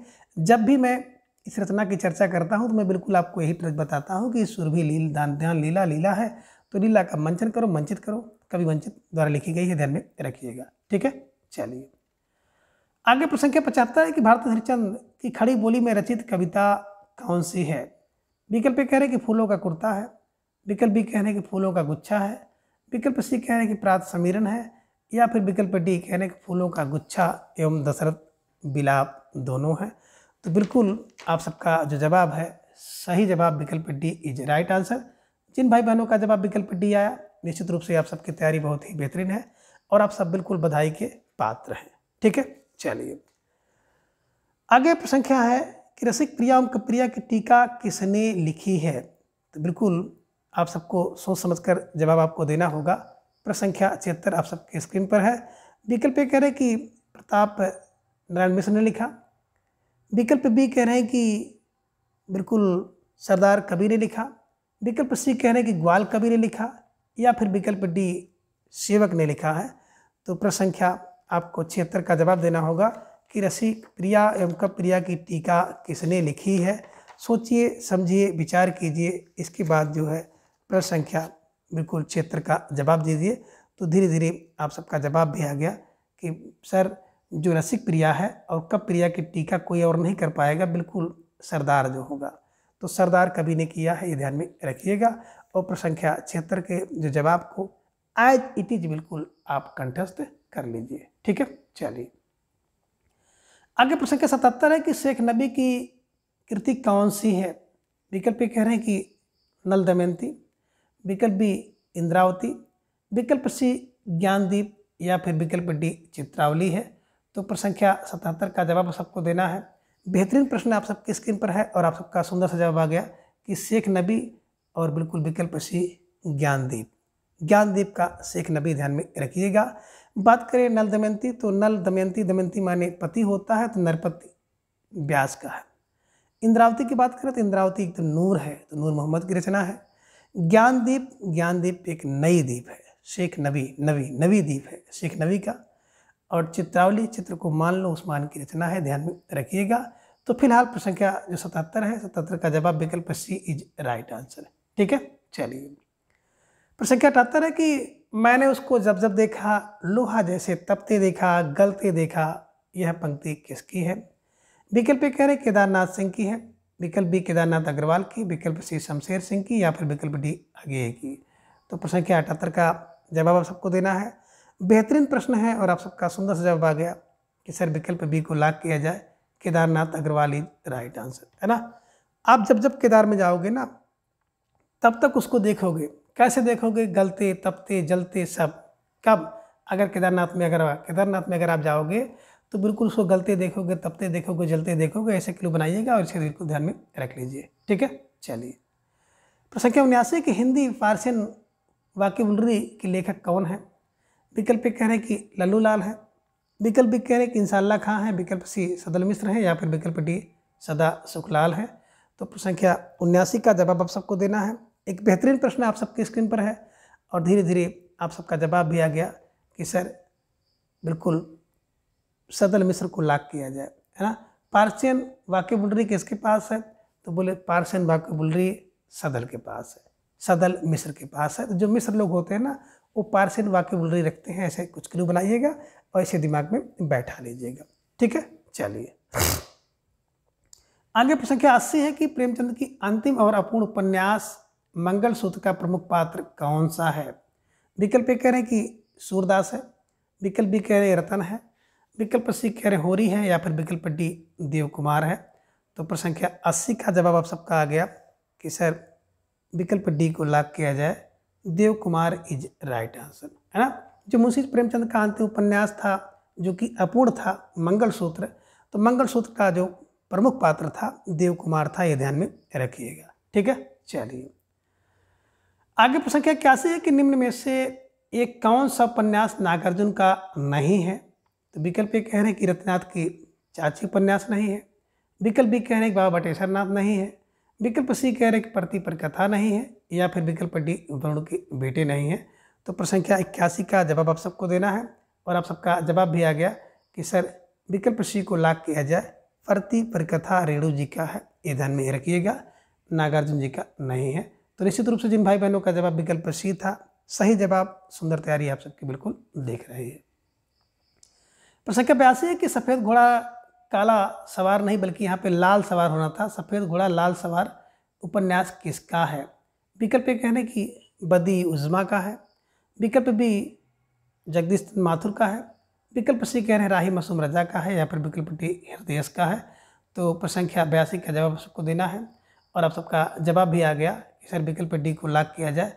अभी हाल ही में आप लोगों ने जो प्रश्नोत्तरी देखी थी उपन्यास संबंधित, उसमें प्रश्न था, है ना, और बिल्कुल आप सबके दिमाग में आ गया कि सफ़ेद घोड़ा और लाल सवार अगर हो जाए तो बिल्कुल विकल्प डी उसको हृदय में रखेंगे। तो हृदय फार हृदयेश, ये ध्यान में रख लीजिएगा। ठीक है, चलिए आगे प्रश्न संख्या 83 के उपन्यास एवं उपन्यासकार असंगत हैं। विकल्प ए कह रहे हैं कि शिवानी का उपन्यास विषकन्या है, यह असंगत है। विकल्प बी कह रहे हैं कि उषा प्रेमदा का 55 खंभे लाल दीवारें, यह असंगत है।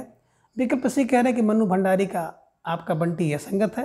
और विकल्प डी कह रहे हैं कांता भारती और कांता भारती का चितकुबरा, यह संगत है। तो बिल्कुल प्रश्न संख्या 83 का जवाब आप सबको देना है। बेहतरीन प्रश्न है और आप सबका जवाब आ गया कि सर प्रश्न संख्या 83 के विकल्प डी को लॉक किया जाए। विकल्प डी बात करें कांता भारती, तो कांता भारती का जो उपन्यास है रेत की मछली है। और चितकुबरा की बात करते हैं ना, चितकुबरा मृदुल होता है, कटगुलाब मृदुल होता है ना, ईदम नामम मृदुल होते हैं, आप है ना अनित्य मृदुल होते हैं। तो ये ध्यान में रखिएगा, ये सब मृदुल गर्ग के हैं, है ना, मृदुला गर्ग के। तो बिल्कुल निश्चित रूप से जो प्रश्न संख्या 83 का विकल्प डी इज राइट आंसर। ठीक है, चलिए आगे प्रश्न संख्या 84 है कि नटों की जिंदगी को उजागर करने वाला रांगी राघव का कौन सा उपन्यास है। विकल्प ए कह रहे हैं कि कब तक पुकारूं, विकल्प बी घरौदा, विकल्प सी विषाद मठ, या फिर विकल्प डी राई और पर्वत है। तो प्रश्न संख्या 84 का जवाब आप सबको देना है। बेहतरीन प्रश्न है आप सबके स्क्रीन पर। और मित्रों जो अब प्रश्नोत्तरी मेरे द्वारा कराई जा रही है, थोड़ा सा इसकी स्पीड हम लोग तेज़ रख रहे हैं, तेज़ी के साथ चलना है, जल्दी से कवर करना है, क्योंकि अब आप लोग इतना प्रश्न जो है कर चुके हो कि धीरे धीरे आप परिपक्वता की ओर चले गए हो। तो उसी चीज़ की बार बार व्याख्या करना बहुत सही नहीं लग रहा है। तो इसलिए आप सबके समय को देखते हुए हम लोग तेज़ी के साथ बिल्कुल इस प्रश्नोत्तरी को आगे लेके चल रहे हैं, है ना।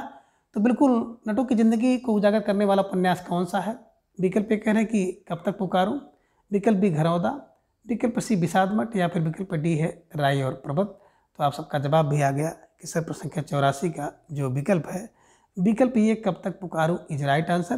कब तक पुकारूं उपन्यास में जो कर्नट है ना, तो कर्नटों की जो जिंदगी है उसी का वर्णन किया गया है, ध्यान में रखिएगा। ठीक है, आगे प्रश्न संख्या 85 है कि आगे के किस उपन्यास की प्रशंसा प्रकाशमान पुच्छल तारा कहकर की गई है।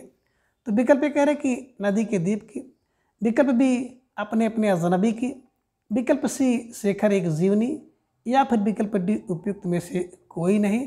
तो प्रश्न संख्या 85 का जवाब आप सबको देना है। एक बेहतरीन प्रश्न आप सबकी स्क्रीन पर और सुंदर सा जवाब आप सबका आ गया कि सर विकल्प सी को लॉक किया जाए, शेखर एक जीवनी को बिल्कुल है ना पुच्छलमान तारा का करके, है ना, बिल्कुल इसकी रचना की गई है। और शेखर एक जीवनी की बात करते तो 1940 और 44 में लिखा गया है। नदी के एक द्वीप की बात करते हैं तो 51 लोग जाते हैं, 51 में नदी के द्वीप कितने 51 है, रेखा भुवन मान, है ना, गौरा। अपने अपने व्यक्ति भी अजनबी हो जाते हैं। जब व्यक्ति कब होता है, 61 का होता है, 60 का होता है, 59 का होता है, तो 1961 लिख दिया। और विकल्प कहते हैं उपयुक्त में से कोई नहीं, तो बिल्कुल आपका जवाब आ गया कि सर विकल्प सी को लॉक किया जाए। शिखर एक जीवनी इज राइट आंसर। ठीक है, चलिए। प्रश्न संख्या 86 है कि हरबंश और नीलिमा किस उपन्यास के पात्र हैं। अभी हाल में जो उपन्यास की प्रस्तुति चल रही है उनमें ये सब प्रश्न कराए गए हैं। विकल्प ए कह रहे हैं कि अंधेरे बंद कमरे, विकल्प बी आपका बंटी उपन्यास के पात्र हैं, विकल्प सी कह रहे हैं आवा का, या फिर विकल्प डी झूठा सच। तो प्रश्न संख्या 86 का जवाब आप सबको देना है। एक बेहतरीन प्रश्न है कि हरबंश और नीलिमा किस उपन्यास के पात्र हैं। तो आप सबका जवाब भी आ गया कि सर हरबंश और नीलिमा जो है अंधेरे बंद कमरे में है। तो अंधेरे बंद कमरे में कौन?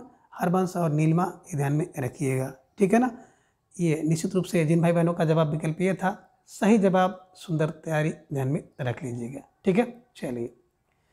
प्रश्न संख्या 87 है कि आचार्य रामचंद्र शुक्ल ने हिंदी की किस कहानी को प्रथम कहानी कहा है।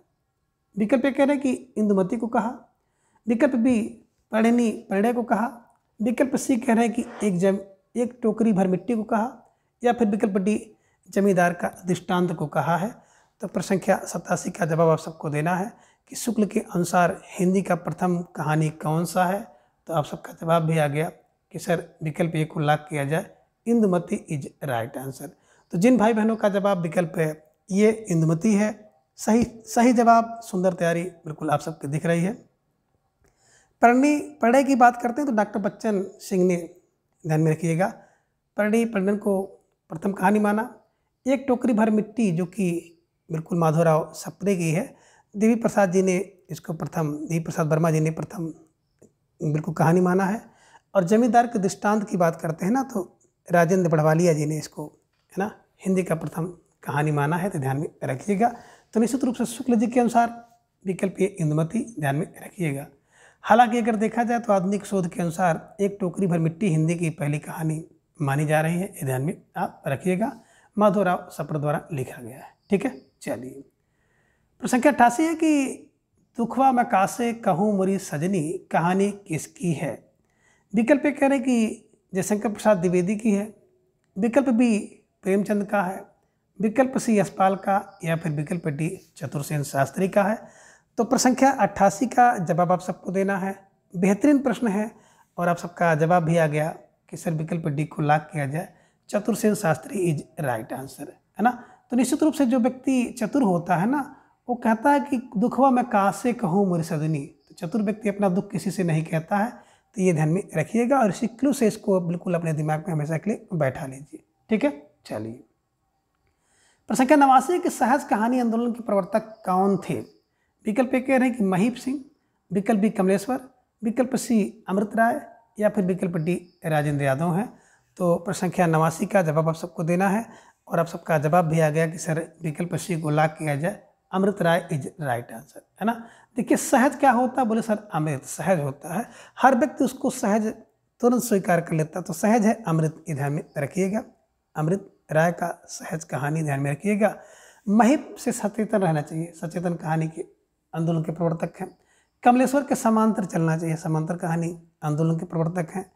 और बिल्कुल नई कहानी की बात करते हैं ना, तो कमोरा है, कमलेश्वर, है ना, मोहन राकेश और राजेंद्र यादव। तो नई कहानी कमोरा होती है, तो नई मैंने राजेंद्र को ध्यान में रख लीजिएगा। ठीक है, चलिए। तो फिलहाल प्रश्न संख्या 89 का जो विकल्प है सी इज राइट आंसर है। प्रश्न संख्या 90 है कि जिंदगी और जोंक किसकी कहानी है। विकल्प ए कह रहे हैं कि अमरकांत की, विकल्प बी कमलेश्वर की, विकल्प सी फाणेश्वर नाथ रेणु की, या फिर विकल्प डी निर्मल वर्मा की। तो प्रश्न संख्या 90 का जवाब भी आ गया कि जिंदगी और जोंक, विकल्प ए इज राइट आंसर। तो जिन भाई बहनों का जवाब विकल्प ये है, सही जवाब, सुंदर तैयारी है कि जिंदगी और जोंक की बात की जाए ना, तो जिंदगी में जोंक, जिंदगी और जोंक तो व्यक्ति को अमर कर देता है ना। जिंदगी में जोंक लगी रहेगी, ध्यान में रखिएगा, है ना। और जिंदगी और जोंक से व्यक्ति मुक्ति पा जाए तो बिल्कुल अमर हो जाए, ध्यान में रखिएगा। ठीक है ना। तो अमर फार अमरकांत जी की कहानी है, ये ध्यान में आपको रखना होगा। ठीक है, चलिए आगे। प्रश्न संख्या 91 कि दूसरा ताजमहल के लेखक कौन है। विकल्प ए कह रहे हैं कि नासिरा शर्मा है, विकल्प बी मैत्री पुष्पा है, विकल्प सी ममता कालिया है, या फिर विकल्प डी शिवानी है। तो प्रश्न संख्या 91 का जवाब आप सबका आ गया कि सर विकल्प ए को लॉक किया जाए, है ना। दूसरा ताजमहल कौन? बोले नासिरा। नासिरा व्यक्ति क्या करता है? दूसरा ताजमहल कौन बनवाता है? बोले सर नासिरा व्यक्ति, जो नशेरी व्यक्ति होगा दूसरा ताजमहल वही बनाएगा। बात करें मैत्री पुष्पा की, तो एक रचना है गोमा हस्ती है ना, ये ध्यान में रखिएगा। ममता कालिया का एक कहानी है कि बिल्कुल छुटकारा, सीन नंबर 6, ये ध्यान में रखिएगा। औरत एक अदद औरत है ना, बोलने वाली औरत और मुखौटा। शिवानी का भी आपने देखा है कि लाल हवेली और पुष्पाहार। ठीक है, तो फिलहाल जो प्रश्न था कि दूसरा ताजमहल किसका है ना, किसकी लेखक कौन है, या दूसरा ताजमहल कहानी किसकी है, तो बिल्कुल आपका जवाब आ गया कि सर विकल्प ये नासिरा शर्मा को लाग किया जाए। जो नशीरा व्यक्ति है ना वो दूसरा ताजमहल बनाता है। तो ऐसे कुछ क्लू बना करके इसे कंठस्थ करने का प्रयास करिएगा। ठीक है, चलिए आगे प्रश्न संख्या 92 है कि परिंदे कहानी का मुख्य पात्र कौन है?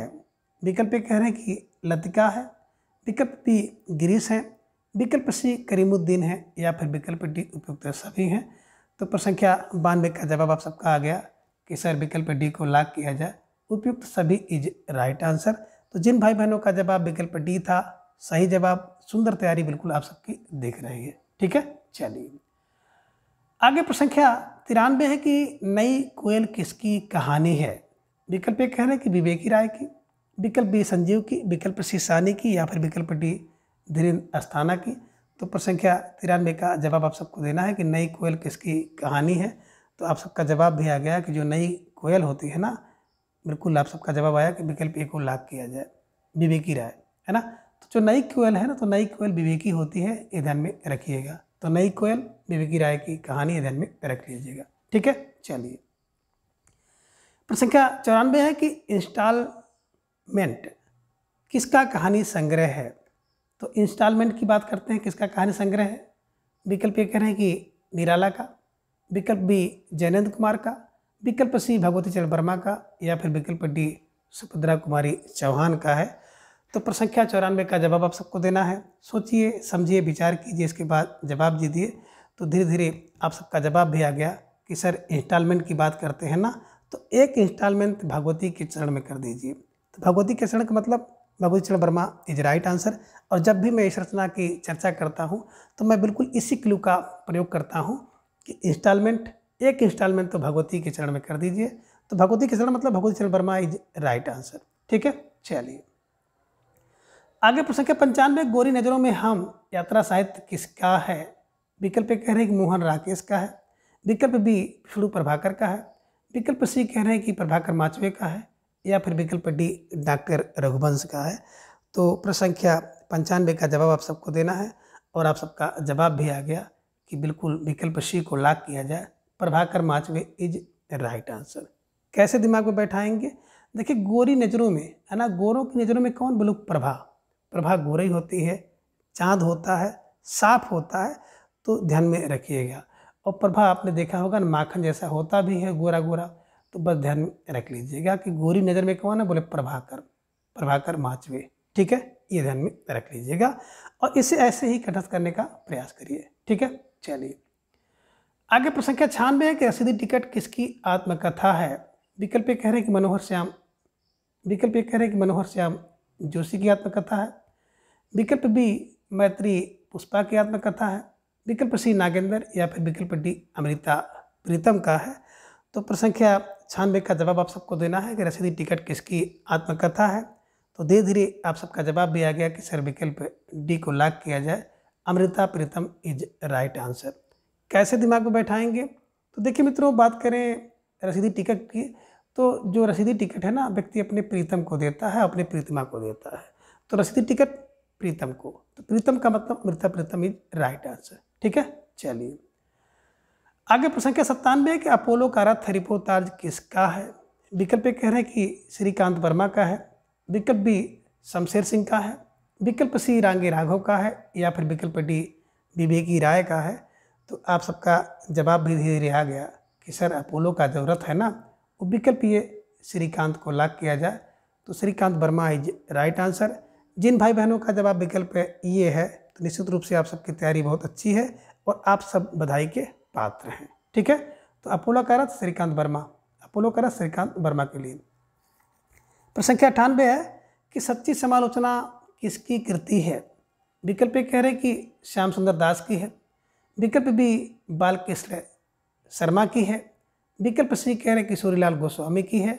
या फिर विकल्प डी महावीर प्रसाद द्विवेदी की है। तो प्रश्न संख्या 98 का जवाब आप सबको देना है कि सच्ची समालोचना किसकी कृति है। और आप सबका जवाब भी आ गया कि सर विकल्प ए को लॉक किया जाए, श्याम सुंदर दास इज राइट आंसर। बल्कि श्याम सुंदर नहीं, बिल्कुल विकल्प बी होगा, Balkrishna Bhatt is right answer, है ना। बिल्कुल देखिए क्लू से ही मुझे याद आ गया, है ना।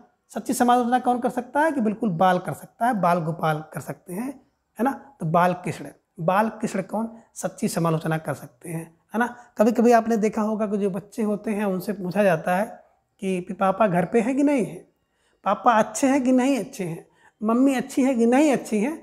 तो बिल्कुल जो बच्चा होता है सच्ची समालोचना कर देता है कि पापा अच्छे हैं या मम्मी अच्छी है, पापा घर में है या नहीं है।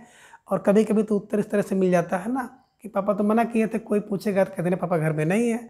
अब बच्चे से किसी ने पूछ लिया कि बेटा पापा घर पे है कि नहीं है, तो बच्चा तो बता दिया कि पापा कहे हैं कि बेटा बता देना कि पापा घर पे नहीं है।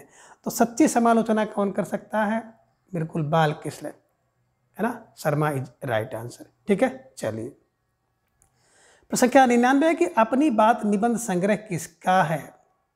विकल्प ए कह रहे हैं कि रामदास मिश्र का है। विकल्प बी कह रहे हैं कि भीष्म साहनी का है। विकल्प सी कह रहे हैं कमलेश्वर का है। या फिर विकल्प डी गोविंद मिश्र का है।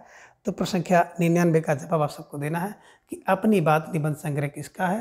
तो आप सबका जवाब भी आ गया कि सर विकल्प बी को लॉक किया जाए, Bhishma Sahni is right answer. तो निश्चित रूप से जिन भाई बहनों का जवाब विकल्प बी था, भीष्म साहनी था, सही जवाब सुंदर तैयारी आप सबकी बिल्कुल दिख रही है। ठीक है, चलिए आगे प्रश्न संख्या 100 है कि हिंदी जगत को हाइकू से परिचित कराने का श्रेय किस कवि को है ना। यानी कि हिंदी जगत में कौन सा ऐसा कवि है जिसने हाइकू से परिचित कराया है, वो कौन से कवि हैं। विकल्प कह रहे हैं कि शांत प्रिय द्विवेदी है। विकल्प बी अगेय है। विकल्प सी कह रहे हैं त्रिलोचन है। या फिर विकल्प डी शिवदान सिंह चौहान है। तो प्रश्न संख्या 100 का जवाब आप सबको देना है। बेहतरीन प्रश्न है आप सबकी स्क्रीन पर कि हिंदी जगत को हाइकू से परिचित कराने वाले कौन से हैं। और आप सबका जवाब आ गया कि सर विकल्प बी को लॉक किया जाए। तो विकल्प बी आगे इज राइट आंसर। तो जिन भाई बहनों का जवाब विकल्प बी था, आगे इज राइट आंसर, हिंदी जगत को हाइकू से परिचित कराने वाले जो कवि हैं, विकल्प बी आगे इज राइट आंसर। ठीक है, चलिए अब आगे है प्रश्न संख्या 101 कि कालिदास कृति रघुवंशम है। यानी कि कालिदास की जो रचना है जिसका नाम रघुवंश है, तो रघुवंशम क्या है ना। इसका जवाब आप सबको देना है। तो बिल्कुल प्यारा सा प्रश्न है आप सबकी स्क्रीन पर और आप सबको इसका जवाब देना है। विकल्प कह रहे हैं कि एक खंड काव्य है। विकल्प बी कह रहे हैं कि एक मुक्तक काव्य है। विकल्प सी कह रहे हैं कि गीत काव्य है। या फिर विकल्प डी एक महाकाव्य है। तो बिल्कुल प्रश्न संख्या 101 का जवाब आप सबको देना है। बेहतरीन प्रश्न आप सबकी स्क्रीन पर है और धीरे धीरे आप सबका जवाब भी आ गया कि सर जो कालिदास का रघुवंश है ना, तो बिल्कुल एक विकल्प डी को लॉक किया जाए, एक महाकाव्य है। और ऐसा वैसा नहीं, एक नवा काव्य है। एक नवा माने 1900, एक नव माने 19 सर्ग हैं, ध्यान में रखिएगा। ठीक है, चलिए प्रश्न संख्या 102 है कि निम्न में हर्ष की रचना कौन सी है। विकल्प कह रहे हैं कि हित हरिवंश रचना है। विकल्प बी नैषधि चरितम है। विकल्प सी राजतरंगिणी है। या फिर विकल्प डी मेघदूत है। तो प्रश्न संख्या 102 का जवाब आप सबको देना है।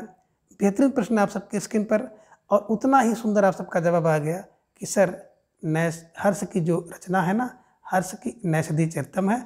और इसे क्या कहा जाता है, औषधम कहा जाता है। विद्वानों ने इसे औषधम कहा है। तो नैषध औषध हर्ष। ठीक है, तो नैषध की औषध और औषध हर्ष देती है, इसे ध्यान में रख लीजिएगा। ठीक है, चलिए आगे प्रश्न संख्या 3 है कि शिशुपाल बधम किसकी रचना है। विकल्प कह रहे हैं कि हर्ष की रचना है। विकल्प बी माघ की रचना है। विकल्प सी दंडी। या फिर विकल्प डी भास की रचना है। तो प्रश्न संख्या 103 का जवाब आप सबको देना है और आप सबका जवाब भी आ गया कि जो शिशुपाल का है ना, शिशुपाल का वध कब होता है, बोले सर माघ में होता है। तो माघ की रचना है, ध्यान में रख लीजिएगा। बात करें शिशुपाल वध में तो कुल 20 सर्ग हैं, ध्यान में रखिएगा। और बृहत्त्रयी के अंतर्गत आता है कीशुन। कौन कौन सी रचनाएं आती हैं, कीशुन कृतार्जुनियम 18 सर्ग, शिशुपाल वध 20, ना यानी कि नैषधि चरितम 22। ठीक है, तो किशुन बृहत्तरी में आते हैं, ध्यान में रखिएगा। और शिशुपाल का जो वध होता है माघ में होता है, या शिशु का जन्म होता है तो माघ में होता है। ठीक है, ये ध्यान में रखिएगा। ठीक है, चलिए आगे प्रश्न संख्या 104 है कि हर्ष की माता का क्या नाम है। विकल्प ए कह रहे हैं कि सुशीला नाम है, विकल्प बी गौरी नाम है, विकल्प सी मामल्ल देवी नाम है, या फिर विकल्प डी ब्रह्मी नाम है। तो प्रश्न संख्या 104 का जवाब आप सबको देना है कि हर्ष की माता की बात करें तो विकल्प सी आप सबका जवाब आ गया कि सर विकल्प सी मामल्ल देवी को लाख किया जाए, तो बिल्कुल सही जवाब है। जो हर्ष होता है ना, तो हर्ष में व्यक्ति मामल्ल मालाल को भूल जाता है, तो हर्ष की माता मामल्ल देवी इज राइट आंसर। ठीक है, चलिए बात करें सुशीला देवी तो भारवी की माता है। गौरी की बात करते हैं तो किसकी माता गौरी हैं, तो भैया दंडी की माता गौरी हैं, पिता वीरदत्त हैं।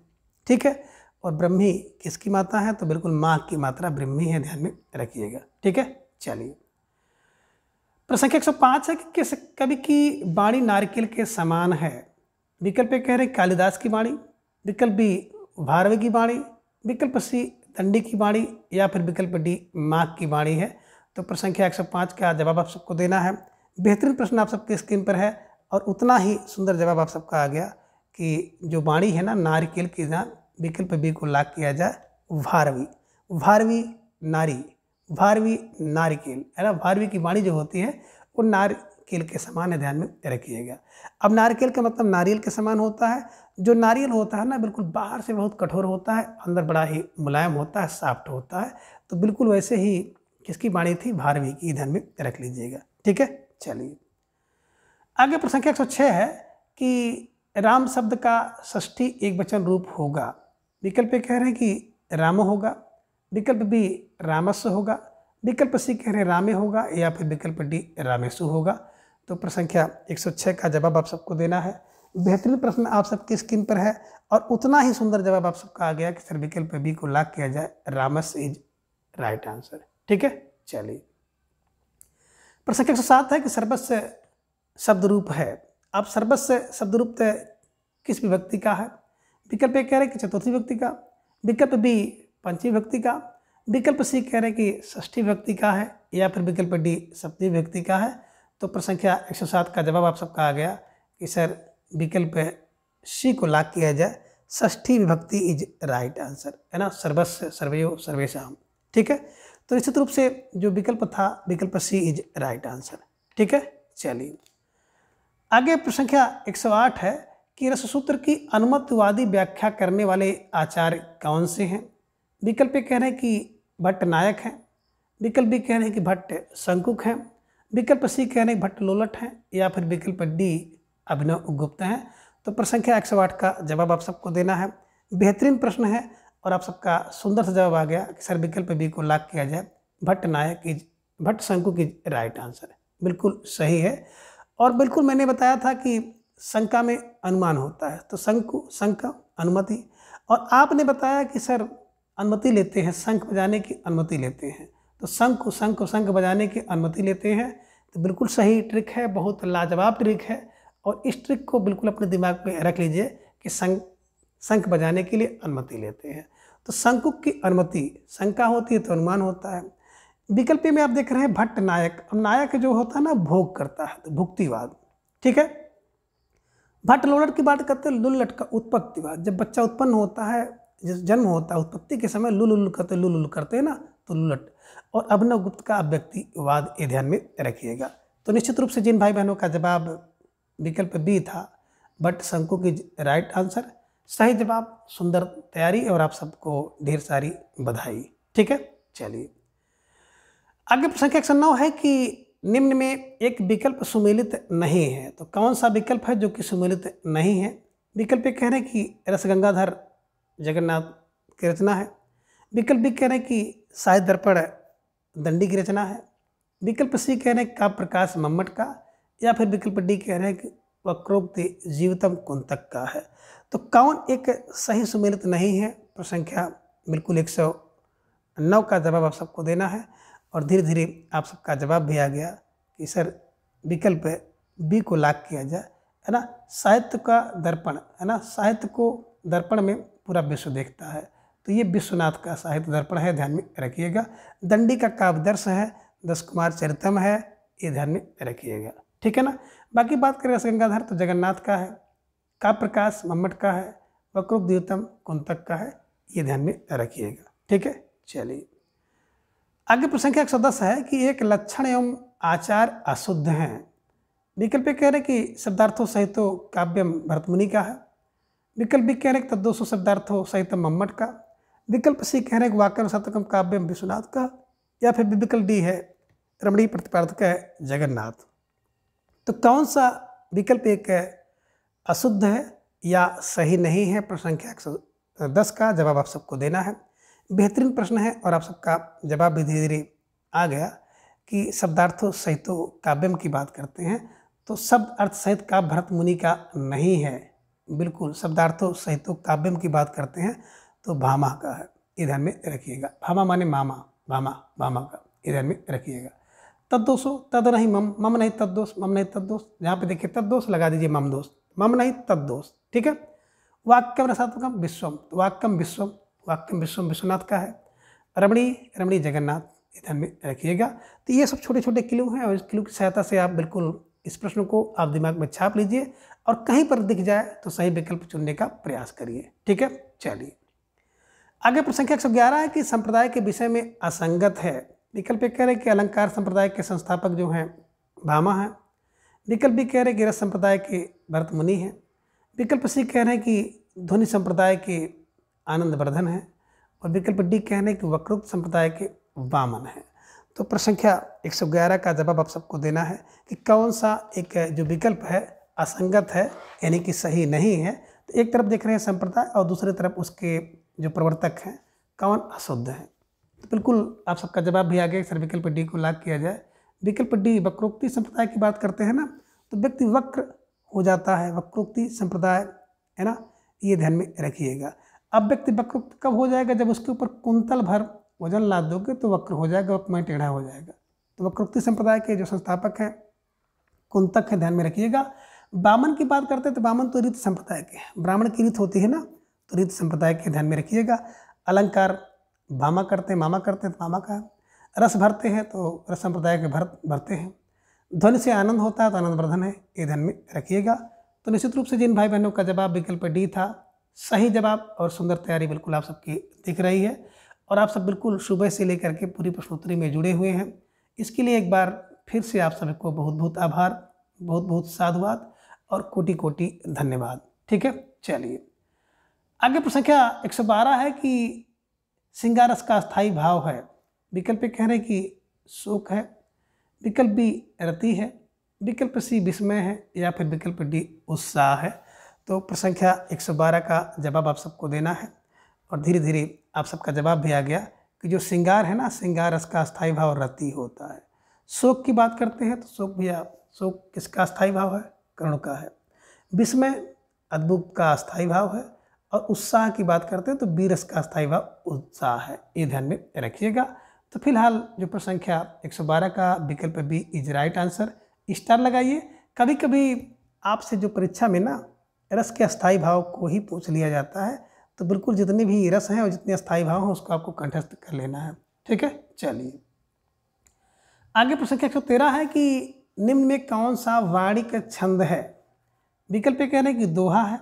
विकल्प बी चौपाई है। विकल्प सी सवैया है या फिर विकल्प डी रोला है।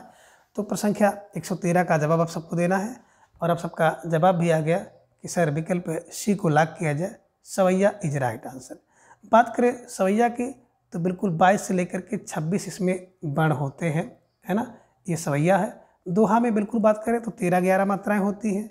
चौपाई में 16-16 मात्राएं होती हैं। रोला की बात करें तो रोला में 24 मात्राएं होती हैं, ये ध्यान में रखिएगा। तो फिलहाल प्रश्न संख्या 113 का विकल्प सी सवैया इज राइट आंसर, ठीक है। चलिए प्रश्न संख्या 114 है कि बिन पग चलय सुनय बिन काना, कर बिन कर्म करे विधिनाना में कौन सा अलंकार है। विकल्प कह रहे कि असंगत अलंकार है। विकल्प बी श्लेष, विकल्प सी विभावना अलंकार या फिर विकल्प डी विशेषोक्ति अलंकार है। तो प्रश्न संख्या 114 का जवाब आप सबको देना है और सोचिए समझिए विचार कीजिए, इसके बाद प्रश्न संख्या 14 का जवाब दीजिए कि बिन पग चलय सुनय बिन काना अब बिन पग चले, बिना कान के सुने, बिना कर के काम करे, तो बिल्कुल क्या है, बिनो सत हेतु फला भाव है ना। बिना हेतु कार्य की उत्पत्ति हो तो विकल्प सी विभावना अलंकार इज राइट आंसर, है ना। बिना हेतु के, बिना कारण के कार्य हो तो विभावना अलंकार है। शक्ति की बात करते हैं तो सत हेतु फलाभाव है, फलाभाव है कि कारण हो फिर कार्य ना हो, जैसे जल बीच मीन रहे प्यासी, मोहि सुन सुने आवे हाँसी। असंगति का मतलब होता है कि कार्य कहीं हो कारण कुछ हो, तो कारण कुछ हो कार्य कहीं हो। हृदय घाव मेरे पीर रघुवीर, ये ध्यान में रखिएगा। और श्लेष का मतलब होता है चिपका हुआ, एक शब्द के अनेक अर्थ हों तो वहाँ पे श्लेष अलंकार होता है। चरण धर चिंता कर चितवत चारहु ओर, और सुवर्ण को खोजत फिरे कभी विचारी चोर। तो निश्चित रूप से जिन भाई बहनों का जवाब विकल्प सी था सही जवाब, सुंदर तैयारी। ठीक है, चलिए प्रश्न 115 है कि है अमानिशा उगलता गगन घन अंधकार में कौन सा अलंकार है। विकल्प ए कह रहे कि मानविक अलंकार है, विकल्प बी उत्प्रेक्षा अलंकार, विकल्प सी उपमा, या फिर विकल्प डी यमक है। तो निश्चित रूप से आप सबका जवाब भी आ गया कि सर विकल्प ए को लॉक किया जाए। तो विकल्प ए मानवीकरण अलंकार इज राइट आंसर। जिन भाई बहनों का जवाब विकल्प ए था मानवीकरण अलंकार, सही जवाब, सुंदर तैयारी बिल्कुल आप सबकी दिख रही है। स्टार लगा करके बिल्कुल इसे अपने नोटबुक में भी आप दर्ज कर सकते हैं। ठीक है, चलिए आगे प्रश्न संख्या 116 है कि एन अंग विकार सूत्र किस विभक्ति का है। विकल्प ए कह रहे हैं कि प्रथमा विभक्ति का है, विकल्प बी कह रहे हैं कि द्वितीय विभक्ति का है, विकल्प सी कह रहे हैं तृतीया का, या फिर विकल्प डी चतुर्थी का है। तो प्रश्न संख्या 116 का जवाब आप सबको देना है। बेहतरीन प्रश्न आप सबके स्क्रीन पर है और आप सबका सुंदर सा जवाब आ गया कि सर इन अंग विकार में तृतीया विभक्ति होती है ना।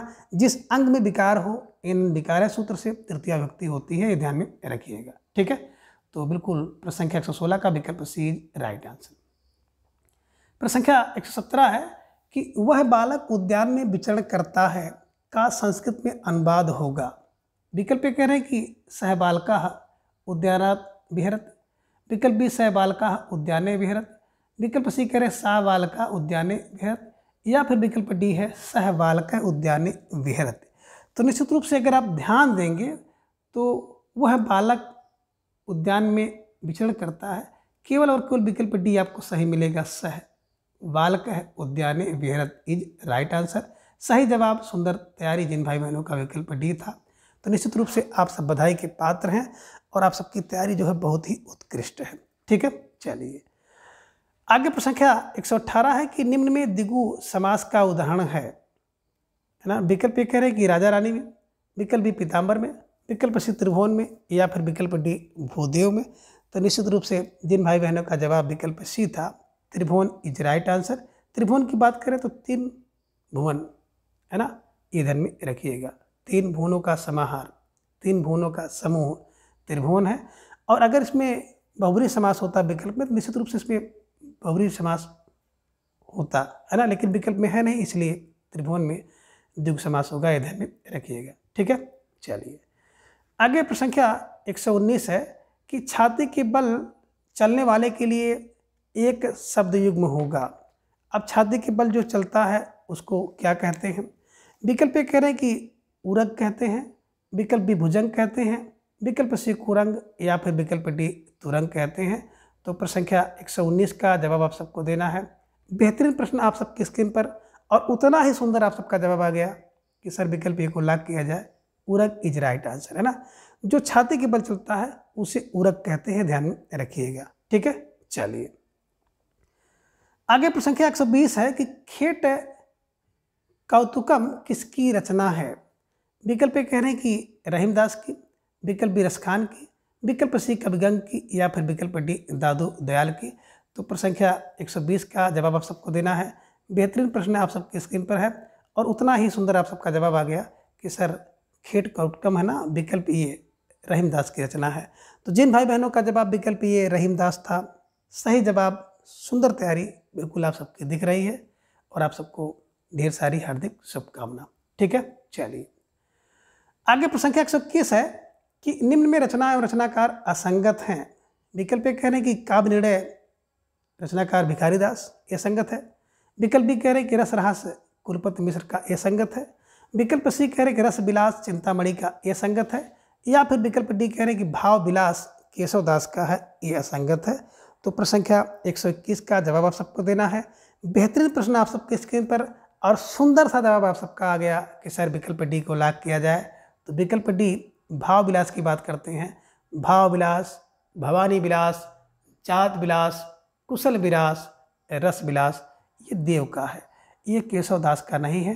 तो यहाँ पे देव होना था, ये ध्यान में रखिएगा। तो निश्चित रूप से जिन भाई बहनों का जवाब विकल्प डी था, सही जवाब, सुंदर तैयारी। ठीक है, चलिए प्रश्न 122 है कि स्फूर्ति का तद्भव शब्द क्या होगा। विकल्प ए कह रहे हैं कि सुग्गा होगा, विकल्प बी कह रहे हैं सौत होगा, विकल्प सी कह रहे हैं कि फुर्ती होगा, या फिर विकल्प डी ताकत होगा।